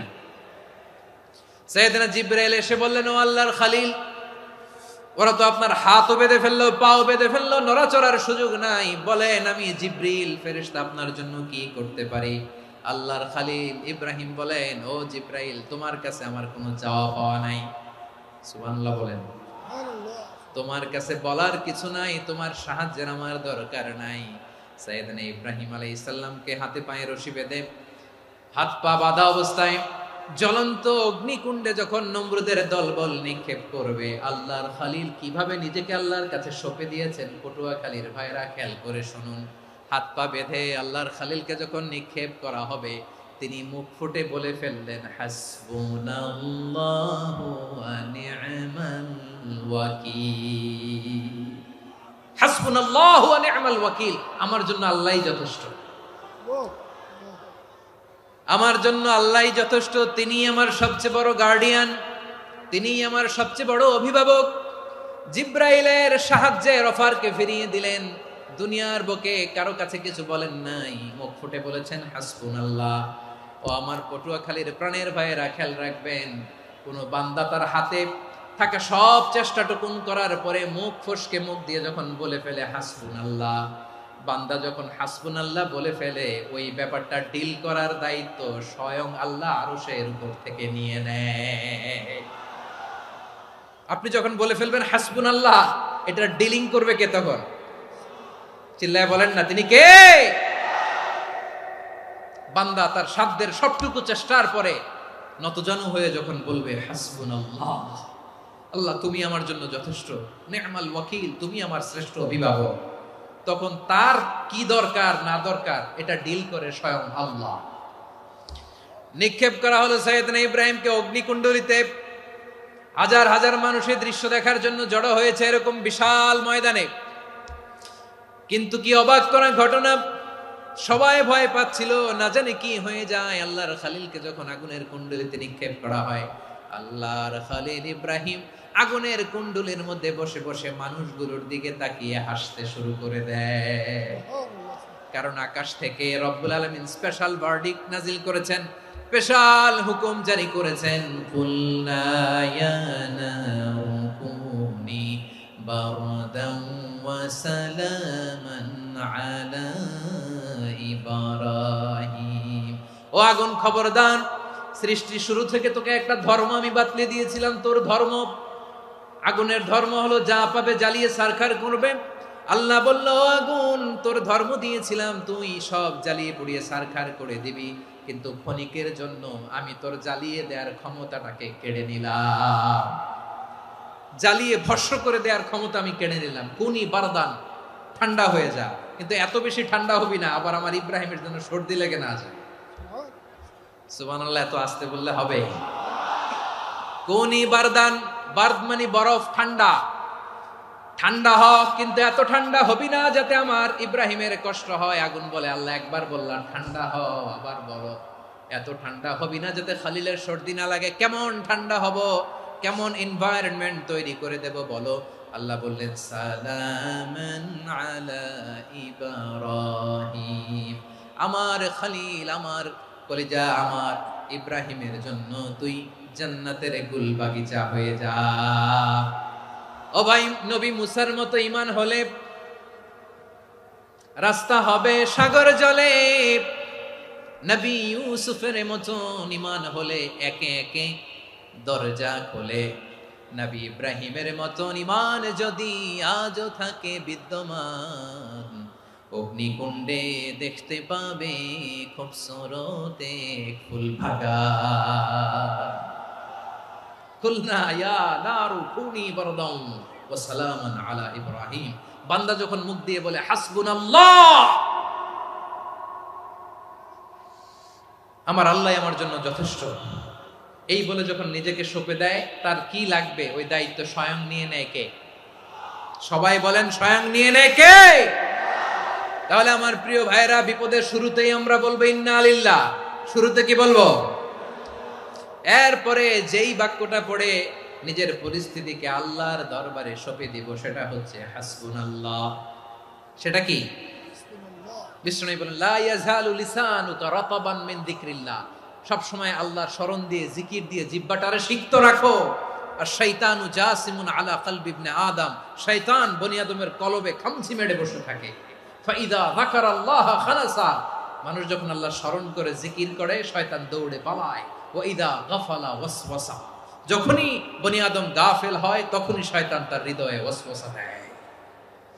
এজন্য বিপদে পড়লে ইন্না লিল্লাহ, নিজের সব টুকুন করার পরে, নিজের রোল প্লে করার পরে নিজেকে আমরা কি বলে সঁপে দিব? সবাই বলেন, সবাই বলতে হবে। আরো জোরে বলে, মনে থাকবে? বিপদে পড়লে প্রথমে ইন্না লিল্লাহ, এরপরে নিজেকে যখন সঁপে দিব তখন হাসবুনাল্লাহ। এরপরে কঠিন বিপদ যখন বিশ্বনবী পড়তেন তখন কি করতেন? এমন বিপদ মাঝে মাঝে হয় না, দেয়ালে পিঠ থেকে যায়, চোখে মুখে অন্ধকার, কি করব দিশা খুঁজে পাই না, এরকম হয় কখনো? হ্যাঁ, আপনাদের হয়? হয় না? তো জান্নাতে আছেন আপনারা। হয় হয় এরকম হয়েছে না যে দেয়ালে পিঠ থেকে গেছে, চোখে মুখে অন্ধকার, কই যাব, কি করব, বাঁচানোর কেউ না, এরকম হয়েছে কখনো আপনাদের? যদি হয় তাইলে এটার সলিউশন বলবো, না হইলে তো এগুলো বলে লাভ নাই। হয় হয় হয় বিশ্বনবী এরকম কঠিন বিপদে পড়েছেন জীবনের কিছু কিছু মুহূর্তে। ওই মুহূর্তে বিশ্বনবী স্পেশাল দুইটা দোয়া পড়তেন। এই দোয়াগুলো আপনাদেরকে জানিয়ে দেয়। বিশ্বনবী বলেন, কঠিনতম বিপদে যখন পড়বা, দেয়ালে পিঠ থেকে যায়, চোখে মুখে অন্ধকার, বাঁচার কোনো উপায় নাই, তখন পড়বা লা ইলাহা ইল্লা আনতা সুবহানাকা ইন্নী কুনতু মিনাজ জালিমিন। আল্লাহ, তুমি ছাড়া কোনো ইলাহ নাই, তুমি পবিত্র, নিশ্চয় আমি জালিমদের অন্তর্ভুক্ত। সুবহানাল্লাহ বলেন।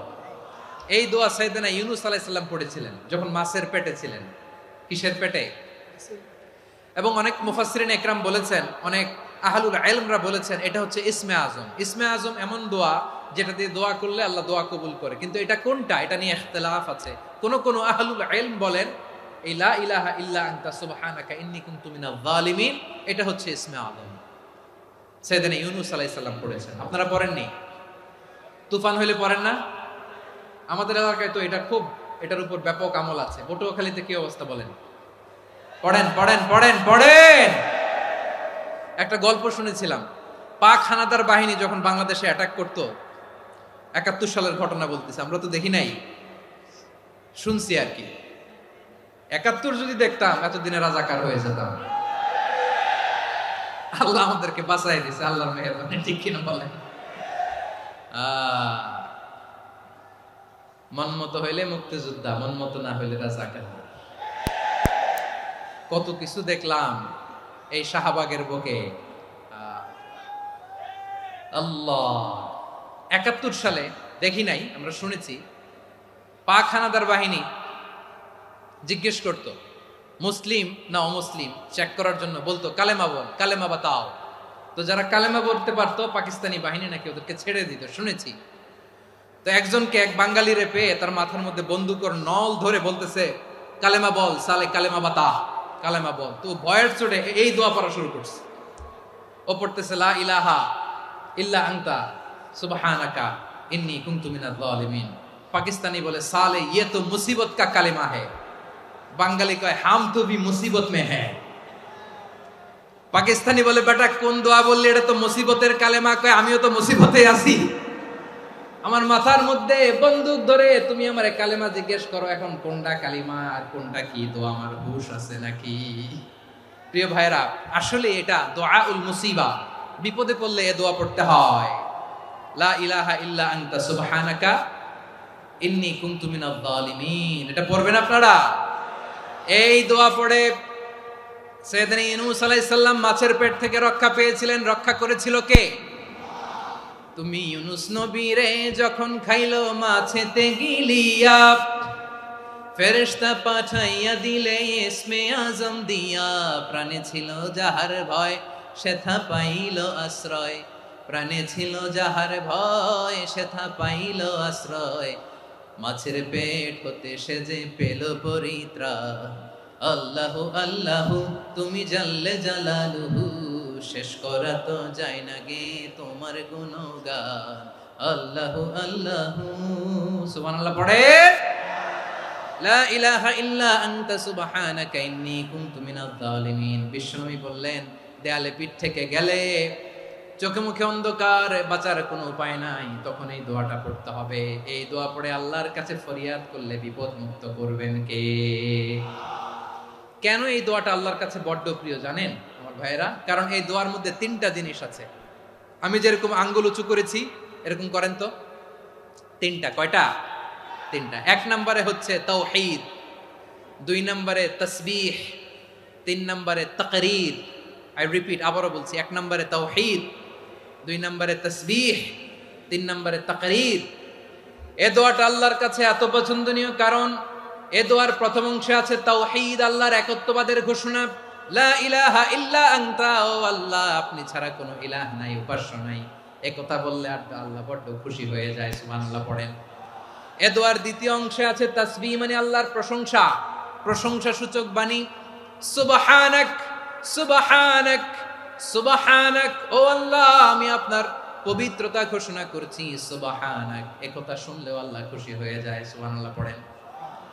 এই দোয়ার তৃতীয় অংশে আছে তাকরীর। তাকরীর মানে পাপের স্বীকৃতি। তাকরীর মানে কি?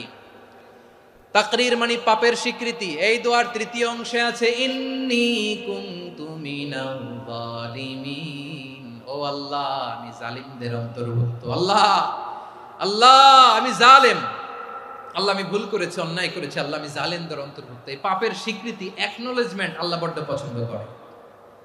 যখন আল্লাহর কাছে আপনি ছোট হবেন, ছোট হতে হতে যত ছোট হবেন ওই দৃশ্যটা দেখতে আল্লাহ বড্ড পছন্দ করে। সুবহানাল্লাহ বলেন।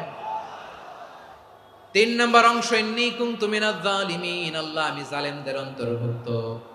সাইয়েদনা আদম আলাইহিস সালাম ভুল করে যখন নিষিদ্ধ গাছের ফুল খেয়ে ফেললেন, ফল খেয়ে ফেললেন, আল্লাহ বললেন আদম ক্ষমা পেতে চাইলে তুমি আর হাওয়া মিলে স্বীকৃতি দাও, পাপের স্বীকৃতি। আর পড়ো রব্বানা যালামনা আনফুসানা ওয়া ইল্লাম তাগফির লানা ওয়া তারহামনা লানাকুনান্না মিনাল খাসিরিন। ও আল্লাহ আমি আদম আর হাওয়া যালামনা আনফুসানা, আমরা আমাদের নফসের উপর বড্ড জুলুম করেছি। আল্লাহ ওয়া ইল্লাম তাগফির লানা ওয়া তারহামনা, আপনি যদি ক্ষমা না করেন, আপনি যদি দয়া পরবশ না হন, আপনি যদি রহম না করেন, আমরা তো ক্ষতিগ্রস্তদের মধ্যে শামিল হয়ে যাব।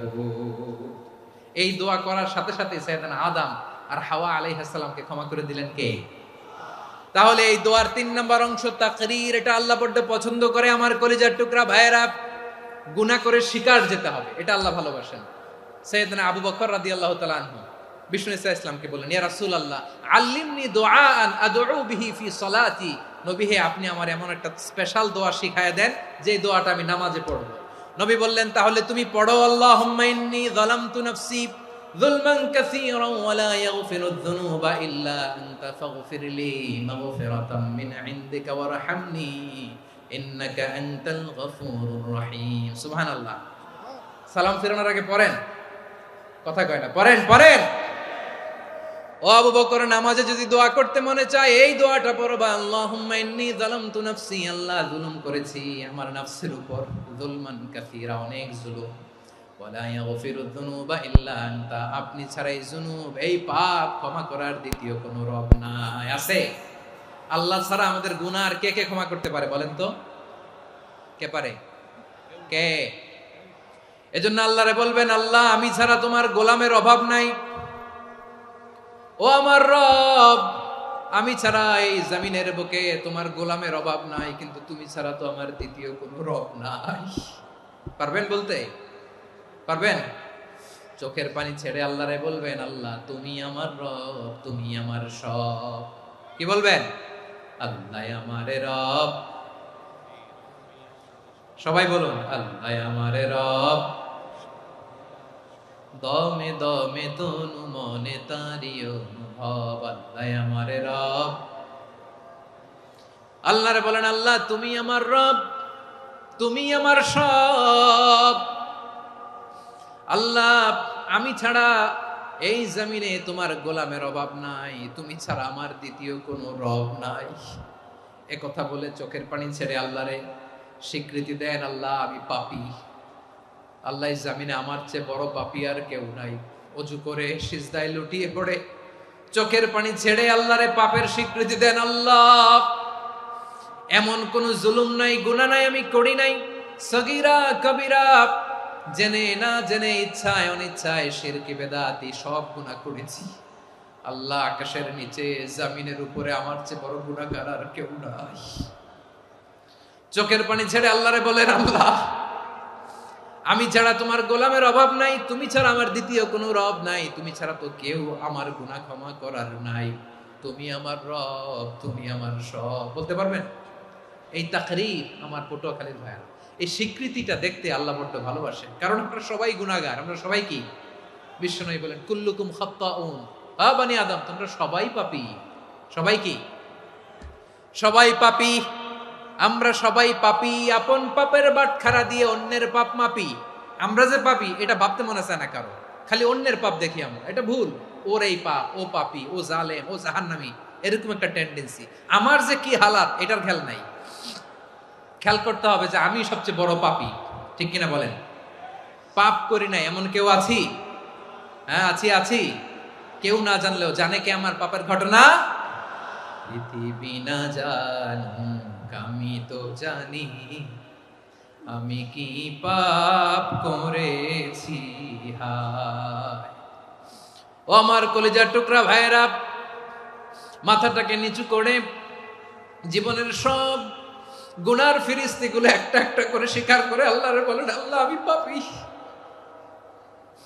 আল্লাহ আমার চেয়ে বড় পাপী এই দুনিয়াতে কেউ নাই, আকাশের নিচে জমিনের উপরে আমার চেয়ে বড় পাপী কেউ নাই।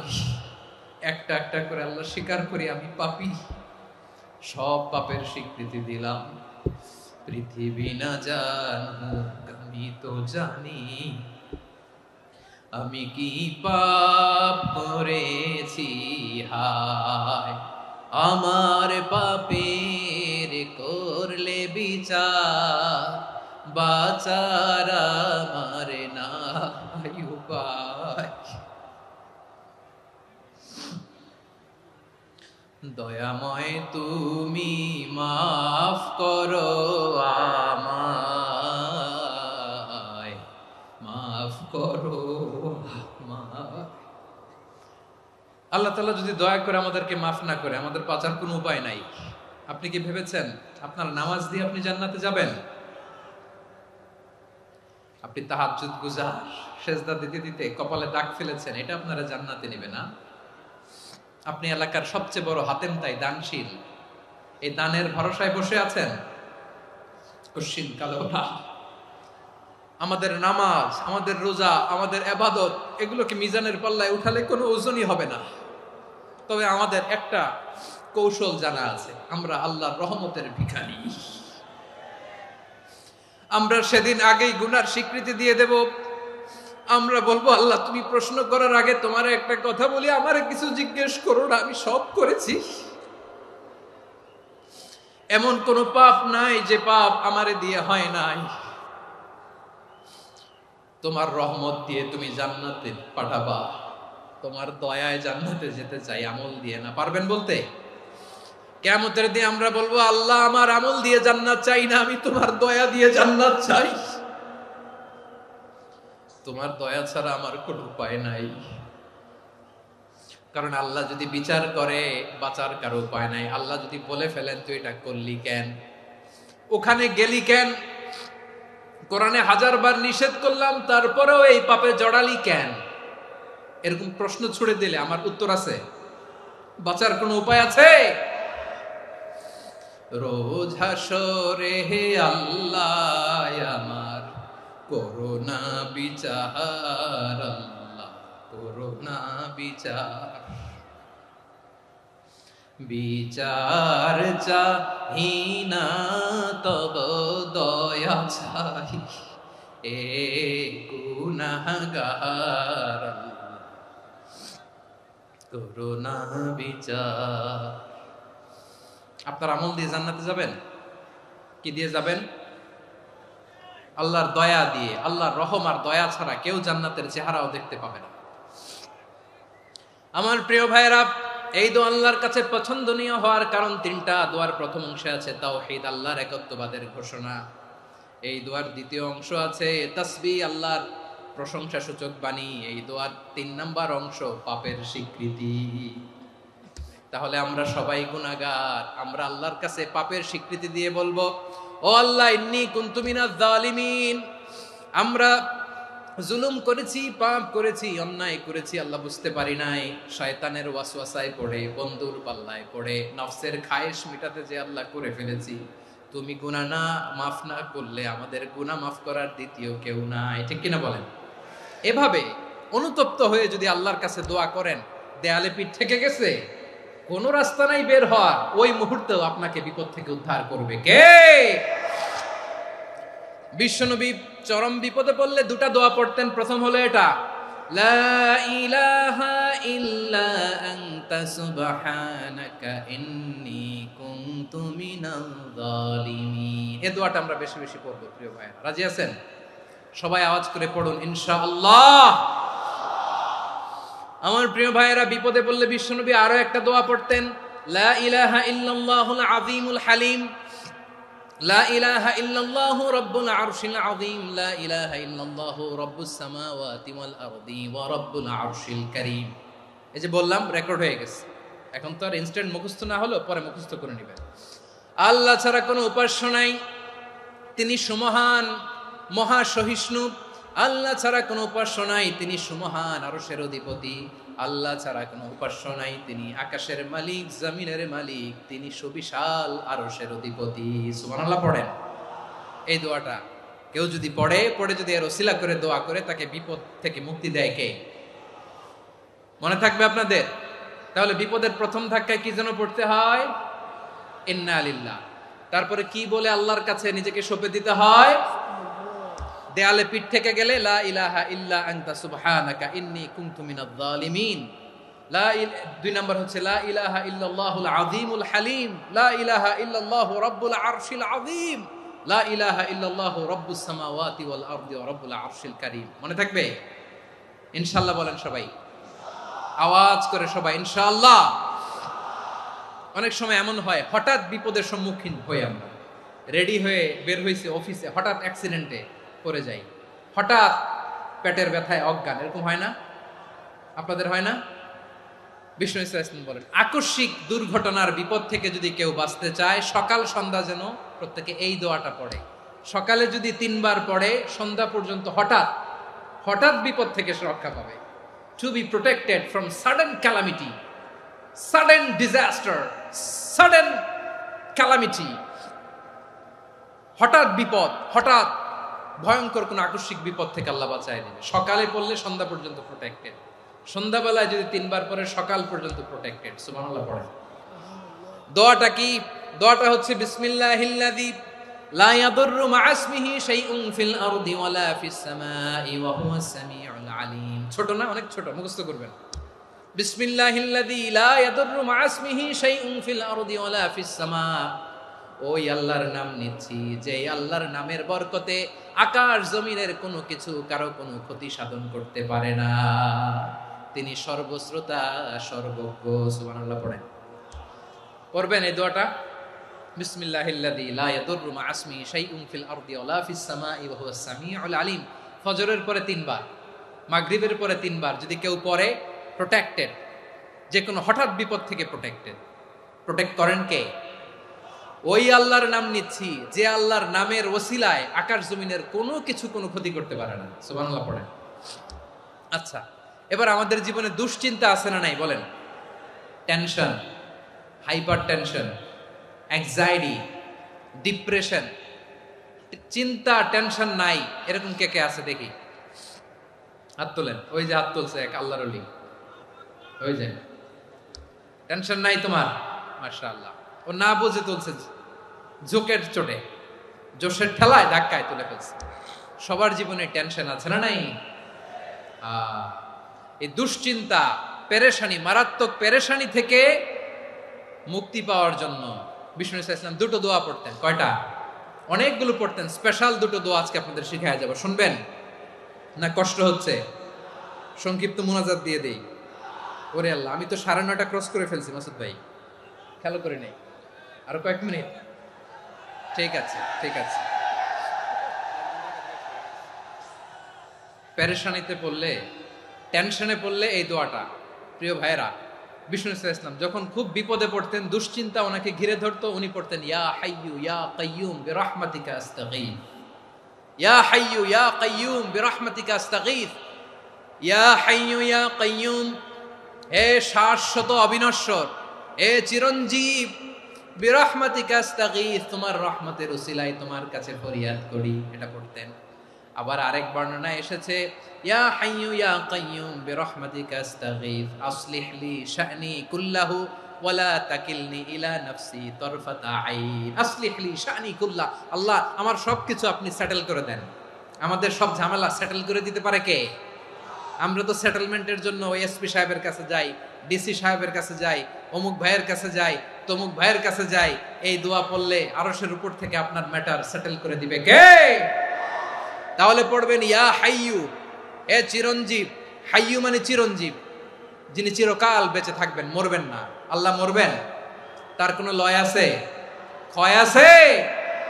সূরা রহমানে আল্লাহ বললেন কুল্লু মান আলাইহা ফানি ওয়া ইয়াবকা ওয়াজহু রাব্বিকা যুল জালালি ওয়াল ইকরাম ফাবিআইয়ি আলাই রাব্বিকুমা তুকাযিবান। জমিনে যা আছে সব ফান, ভ্যানিশ হয়ে যাবে, নিশ্চিহ্ন হয়ে যাবে, শেষ হয়ে যাবে, সব বিলুপ্ত হয়ে যাবে একজন ছাড়া। জোরে বলেন তিনি কে? ইয়া হাইয়ু। আমার সাথে আওয়াজ করে পড়েন ইয়া হাইয়ু ইয়া কাইয়ুম ইয়া হাইয়ু ইয়া কাইয়ুম বিরহমাতিকা আস্তাগীথ আসলিহ লি শা'নি কুল্লা ওয়ালা তাকিলনি ইলা নাফসি তারফাতা আইন। এভাবে দোয়া করলে আপনাকে বিপদ মুক্ত করবে কে? এই দোয়াটা কেন পছন্দ আল্লাহর কাছে?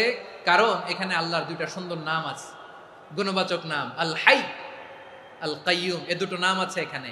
আবার এই 2টা আয়াতুল কুরসির অংশ। আয়াতুল কুরসির শুরুতে এটা আছে না নাই? হ্যাঁ, আছে না নাই? 3 নাম্বার কারণ এটা ইসমে আজম। কোন দোয়াটা ইসমে আজম? যে দোয়া ওসিলায় দোয়া করলে আল্লাহ দোয়া ফেরায় না। অনেকগুলো মত আছে, সবচেয়ে ভ্যালিড মত হচ্ছে এটা, ইয়া হাইয়ু ইয়া কাইয়ুম। এর ওসিলা দিয়ে দোয়া করলে দোয়া কবুল করে কে? দুই নম্বরে বিশ্বনবী মারাত্মক বিপদে পড়লে আরেকটা দোয়া পড়তেন, আল্লাহুম্মা ইন্নী আবদুক। আগে দোয়াটা পড়ি, শুনেন।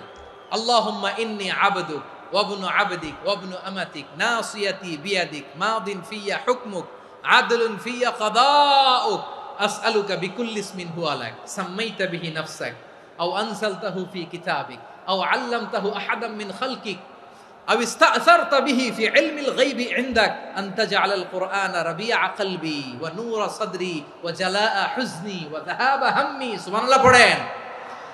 বিষ্ণুই বলতেন, আল্লাহুম্মা ইন্নী আবদুক, ও আল্লাহ আমি আপনার গোলাম, ওয়াবনু আবদিক, গোলামের ঘরের গোলাম, ওয়াবনু আমাতিক, বাদির ঘরের গোলাম। মানে আল্লাহ আমি আপনার গোলাম, আমার বাবা আব্দুল্লাহ ছিল আপনার গোলাম, আমার মা আমিনা ছিল আপনার বাদী। মানে আমরা গোলাম বংশের, সব গোলাম।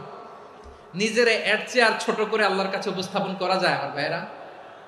কথা কি বুঝতেছেন? নিজেকে এর চাইতে ছোট, নগণ্য আর তুচ্ছ করে আল্লাহর সাথে প্রেজেন্ট করা যায়? বিশ্বনবী বললেন, ও আল্লাহ আমি আপনার গোলাম, গোলামের ঘরের গোলাম, দাসীর ঘরের গোলাম, নাসিয়াতি বিয়াদিক, আমার মাথার চুলের ছুটি আপনার হাতের মুঠোয়।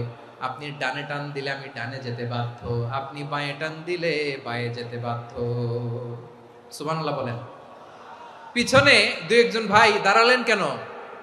হ্যাঁ, বসুন। জায়গা চেঞ্জ করতেছে, সেই দুপুর থেকে বসে আছে আমি জানি। মাশাআল্লাহ, কেউ দু একজন বেরিয়েছে, গ্যাপ পূরণ করতেছে। মাশাআল্লাহ পড়েন, সুবহানাল্লাহ আলহামদুলিল্লাহ লা ইলাহা ইল্লাল্লাহ মুহাম্মাদুর রাসূলুল্লাহ সাল্লাল্লাহু আলাইহি ওয়াসাল্লাম। বিশ্বনবী বললেন, আল্লাহ আমার মাথার চুলের ঝুঁটি আপনার হাতের মুঠোয়। আচ্ছা, এইভাবে কাকে ধরা হয়? যে খুব ছোট, ঠিক কিনা? নিজেকে কত ছোট করলেন বিশ্বনবী। ও আল্লাহ আমার মাথার চুলের ঝুঁটি আপনার হাতের মুঠোয়, আপনি ডানে টানলে আমি ডানে যাব, বাঁয়ে টানলে বাঁয়ে যাব। আল্লাহ আসআলুকা বিকুল্লি ইসমিন হুয়া লাক নাসিয়াতি বিয়াদিক মাদিন ফিয়া হুকমুক, আপনার নির্দেশ আমার উপর কার্যকর হবেই হবে। আদলুন ফিয়া কাদাউক, আপনার ফয়সালা, যেই ফয়সালাই আপনি আমার জন্য করেন এটাই ইনসাফ। সুবহানাল্লাহ বলেন। আমরা আল্লাহর ফয়সালায় সন্তুষ্ট হতে চাই না। কত কমপ্লেইন, আল্লাহ তুমি এটা দিলা না, ওইটা পাইলাম না, ওইটা হইল না রে, এরকম অভিযোগ, কমপ্লেইন আমাদের আছে না নাই? আর বিশ্বনবী বলতেন, আদলুন ফিয়া কাদাউক, আল্লাহ আমার জন্য তোমার যেটা ফয়সালা এটাই সবচেয়ে শ্রেষ্ঠ ইনসাফ, এর চেয়ে ইনসাফ আর হতে পারে? এভাবে কায়মান বাক্যে আল্লাহর কাছে বিশ্বনবী দোয়া করতেন। এরপরে বিশ্বনবী বললেন, আল্লাহ তোমার যত নাম আছে সব নামের ওসিলায় দোয়া করি, যে নাম তুমি আমাদেরকে জানিয়েছো, যে নাম তুমি আমাদেরকে জানাও নাই, যে নাম তুমি কোরআনে নাজিল করেছো, যে নাম নাজিল করো নাই, যে নাম শুধু নবীদেরকে জানিয়েছো। আর আল্লাহর এমন কিছু চমৎকার চমৎকার সুন্দর সুন্দর নাম আছে, এই নামগুলো রব্বুল আলামিন কাউকে জানাবে না। সুবহানাল্লাহ বলেন। আমরা তো 99 নাম জানি, 100 নাম জানি আল্লাহ, কিন্তু আল্লাহর এমনও কিছু নাম আছে যেগুলো আল্লাহ বিশ্বনবীরও জানায় নাই। এগুলো আল্লাহ ইলমুল গায়বে রেখে দিয়েছেন। দোয়ার সময় বলবেন, আল্লাহ তোমার যেই নামগুলো জানি, যেগুলো জানি না, যেগুলো কোরআনে আছে, যেগুলো নাই, যেগুলো নবীরে খাস ভাবে জানাইছো ওগুলোর উসিলায়, যেগুলো কোনোদিন জানাবাও না, তোমার ওই নামের উসিলাও তোমার কাছে চাই। আল্লাহ কোরআনকে আমার হৃদয়ের বসন্ত বানাও, আমার বক্ষের জ্যোতি বানাও, আমার চিন্তা দুশ্চিন্তা তুমি দূর করে দাও। বিশ্বনবী বললেন, এই কালিমাগুলো, এই বাক্যগুলো পড়ে যদি কেউ আল্লাহর কাছে ফরিয়াদ করে, তার হৃদয় থেকে দুশ্চিন্তা কাটিয়ে দিবে কে? পড়বেন, এই দোয়াগুলো পড়বেন। আচ্ছা, সব শেষে বলি, ঋণের বোঝায় যারা জর্জরিত, বিষ্ণু ইসলাম চমৎকার একটা দোয়া শিখিয়েছেন। আমাদের অনেকে ঋণের বোঝায় জর্জরিত, আছে না নাই? এদিকে কেউ আছেন? থাকলে হাত তোলার দরকার নেই, থাকলে এই দোয়াটা পড়বেন। এক সাহাবীর নাম আবু উমামা, নামাজের ওয়াক্ত ছাড়া উনি মসজিদে যেয়ে বসে আছে। বিশ্বনবী বললেন, কিরে আবু উমামা, নামাজের তো ওয়াক্ত হয় নাই, মসজিদে কি? সাহাবী বলে, হুমুমুন লাজিমাতনি ওয়া দুয়ুন, নবী গো ঋণের বোঝায় এমন টেনশনে আছি, ঘরে থাকতে পারলাম না, মসজিদে চলে আসছে। বিশ্বনবী বলেন, আমি কি তোমার এমন একটা দোয়া শিখাবো যেটা পড়লে আল্লাহ তাআলা তোমার ঋণের বোঝা হালকা করে দিবেন? আবু উমামা বললেন, ইয়া রাসূলুল্লাহ, অবশ্যই শিখাবেন। বিশ্বনবী বললেন, তাহলে তুমি পড়বা, আল্লাহুম্মা ইন্নী আউযু বিকা মিনাল হাম্মি ওয়াল হাযান ওয়া আউযু বিকা মিনাল জুবনি ওয়াল বুখল ওয়া আউযু বিকা মিন গালাবাতিদ দাইনি ওয়া কাহরির রিজাল। ও আল্লাহ, তোমার কাছ থেকে দুশ্চিন্তা থেকে পানা চাই, কৃপণতা, ভীরুতা, অলসতা, কার্পণ্যতা, এই সব কিছু থেকে, মানুষের কঠোরতা, আমার উপর মানুষের আধিপত্য এবং ঋণের বোঝা থেকে পানা চাই। এই দোয়াটা যখন বিশ্বনবী শিখাই দিলেন, আবু মামা বারবার এই দোয়া পড়ে, আল্লাহুম্মা ইন্নী আউযু বিকা মিনাল হাম্মি ওয়াল হাযান ওয়া আউযু বিকা মিনাল আজজি ওয়াল কাসাল ওয়া আউযু বিকা মিনাল জুবনি ওয়াল বুখল ওয়া আউযু বিকা মিন গালাবাতিদ দাইনি ওয়া কাহরির রিজাল। আবু মামা বলে এই দোয়া আমি পড়তে লাগলাম। কিছুদিন পরে দেখা গেল বিশ্বনবীর শেখানো এই দোয়ার বদৌলতে আল্লাহ তাআলা আমার সব ঋণ পরিশোধের ব্যবস্থা করে দিয়েছেন। পড়বেন। আমার প্রিয় পটুয়াখালীর ভাইয়েরা, বিশ্বনবীর জামাতা সাইয়্যিদিনা আলী রাদিয়াল্লাহু তাআলা আনহুর কাছে এক লোক এসে বলে, হে আলী, ঋণের বোঝায় আমি জর্জরিত, আমার কিছু অর্থ দিয়ে সাহায্য করো। সাইয়্যিদিনা আলী রাদিয়াল্লাহু তাআলা আনহু বললেন, আমি কি তোমারে এমন একটা দোয়া শিখাবো যেটা বিশ্বনবী আমাদের শিখিয়েছেন? এই দোয়া যদি তুমি পড়ো, লাউ কানা আলাইকা মিসলু জাবালিন কাবীরিন দাইনান আদাল্লাহু আনকা, পাহাড় পরিমাণে যদি ঋণের বোঝা হয়, আল্লাহ এটা পরিশোধের ব্যবস্থা করে দিবেন। ছোট্ট একটা দোয়া বিশ্বনবী শিখালেন, বললেন তুমি পড়বা, আল্লাহুম্মা কফিনি বিহালালিকা আন হারামিকা ওয়া আগনিনি বিফাদলিকা আম্মান সিওয়াক। মুখস্থ আছে? হ্যাঁ আছে। আল্লাহুম্মা কফিনি বিহালালিকা আন হারামিক, আল্লাহ তোমার হালাল দিয়ে আমাকে পরিতুষ্ট করো, হারাম থেকে বাঁচিয়ে রাখো, আর তোমার অনুগ্রহে মানুষের মুখাপেক্ষী যেন আমি না হই, আমি যেন সবসময় তোমার মুখাপেক্ষী হয়, ওই তৌফিক দিও। সুবহানাল্লাহ পড়েন। এই দোয়া বেশি বেশি পড়লে ঋণের বোঝা হালকা করে দিবে কে? তাহলে প্রিয় ভাইয়েরা, বিপদে পড়লেই প্রথমে কি পড়বেন? পটুয়াখালী ভুইলা গেছে। বিপদে পড়লেই প্রথমে ইন্না লিল্লাহ কি বলে নিজেকে আল্লাহর কাছে সঁপে দিতে হয়? হাসবুনাল্লাহ। চরম বিপদে দেয়ালে পিঠ থেকে গেছে, তখন লা ইলাহা ইল্লা আনতা সুবহানাকা ইন্নী কুনতু মিনাজ জালিমিন। এরপরে লা ইলাহা ইল্লাল্লাহুল আযীমুল হালিম, এই দোয়া। আকস্মিক বিপদ, হঠাৎ যেন কোনো বিপদ আমাকে পেয়ে না বসে, এটার জন্য বিসমিল্লাহিল্লাযী লা ইয়াদুররু মা ইসমিহি শাইউন ফিল আরদি ওয়ালা ফিস সামাই ওয়া হুয়াস সামিউল আলিম। সকালে 3 বার, রাতে 3 বার। আর মারাত্মক tension, hyper tension, anxiety, depression থেকে বাঁচার জন্য 2 দোয়া, ইয়া হাইয়্যু ইয়া কাইয়্যুম, ইয়া হাইয়্যু ইয়া কাইয়্যুম, মনে থাকবে? আর আল্লাহুম্মা ইন্নী আবদুক, এই দোয়া। ঋণ থেকে বাঁচার জন্য 2 দোয়া, আল্লাহুম্মা ইন্নী আউযু বিকা মিনাল হাম্মি ওয়াল হাযান, এটা। আর আল্লাহুম্মা কফিনি বিহালালিকা আন হারামিকা ওয়া আগনিনি বিফাদলিকা আম্মান সিওয়াক। আর সব সময় পড়ার জন্য একটা আমল দিয়ে যাই, উঠতে বসতে, অফিসে যাচ্ছেন, অফিস থেকে ফিরতেছেন, বসে আছেন, শুয়ে আছেন, ছোট্ট এক শব্দে আমরা যেন বেশি বেশি পড়ি আস্তাগফিরুল্লাহ। আওয়াজ করে আমার সাথে পড়ুন, আস্তাগফিরুল্লাহ। আবার পড়ুন, আস্তাগফিরুল্লাহ। আল্লাহ রাসূল সাল্লাল্লাহু আলাইহি ওয়াসাল্লাম বলেন, মান লাজিমাল ইস্তিগফার, যে সব সময় এরকম ইস্তিগফারের সাথে লেগে থাকে, জাআলাল্লাহু লাহু মিন কুল্লি যিকিন মাখরাজা, আল্লাহ তাআলা তাকে কোনো বিপদে আটকান না, সে জীবনে আটকাবে না, যে কোনো বিপদে আল্লাহ তার রাস্তা বের করে দিবেন। Way out, you will get a way out and solution. সুবহানাল্লাহ। ওয়া মিন কুল্লি হাম্মিন ফারাজা, দুশ্চিন্তা মুক্ত হবে। ওয়ায়ারযুকহু মিন হাইসু লা ইয়াহতাসিব, এমন জায়গা থেকে আল্লাহ রিজিকের বন্দোবস্ত করবে যেটা সে কল্পনাও করে না। আওয়াজ করে পড়েন সুবহানাল্লাহ। তাহলে মনে থাকবে আস্তাগফিরুল্লাহর কথা। সব শেষ কথা বলবো, সব শেষ আমার প্রিয় ভাইয়েরা। এটা গেল নিজের বিপদ। কিসের বিপদ? নিজে যদি বিপদে পড়েন। অন্যের বিপদ যদি দেখেন, এটার জন্য একটা দোয়া আছে। অনেক সময় আমরা দেখি হাসপাতালে ক্যান্সারের 3rd স্টেজে চলে গেছে, লোকটা হ্যাংলা হয়ে, চিকন হয়ে, হায়রে কি কষ্ট পায়, দেখি না? বিষ্ণু বলে, একটা দোয়া যদি কেউ অন্যের কোনো বিপদ দেখে পড়ে, ওই বিপদ তার জীবনে কখনো আসবে না। শুনবেন?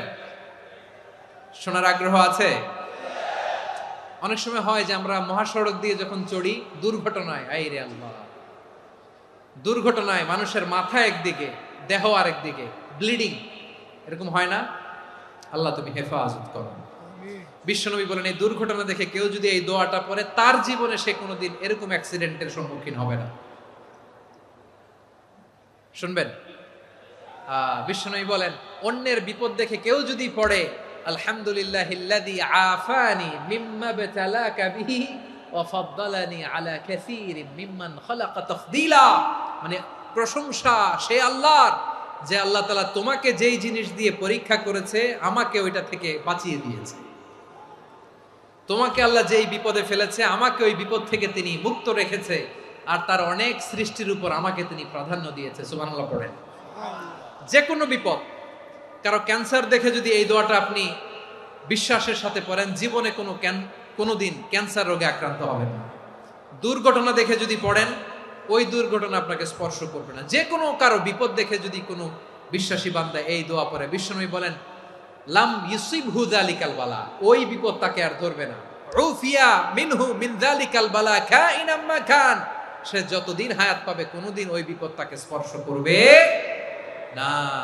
এই দোয়াটা পড়তে রাজি আছেন আমার প্রিয় ভাইরা? তাহলে পুরো আলোচনার সেন্ট্রাল থিম হচ্ছে আমাদের জীবনে বিপদ আসবে, কষ্ট আসবে, দুঃখ আসবে, কিন্তু বিপদে আপদে আমরা হাল ছেড়ে দিব না, হতাশ হব না।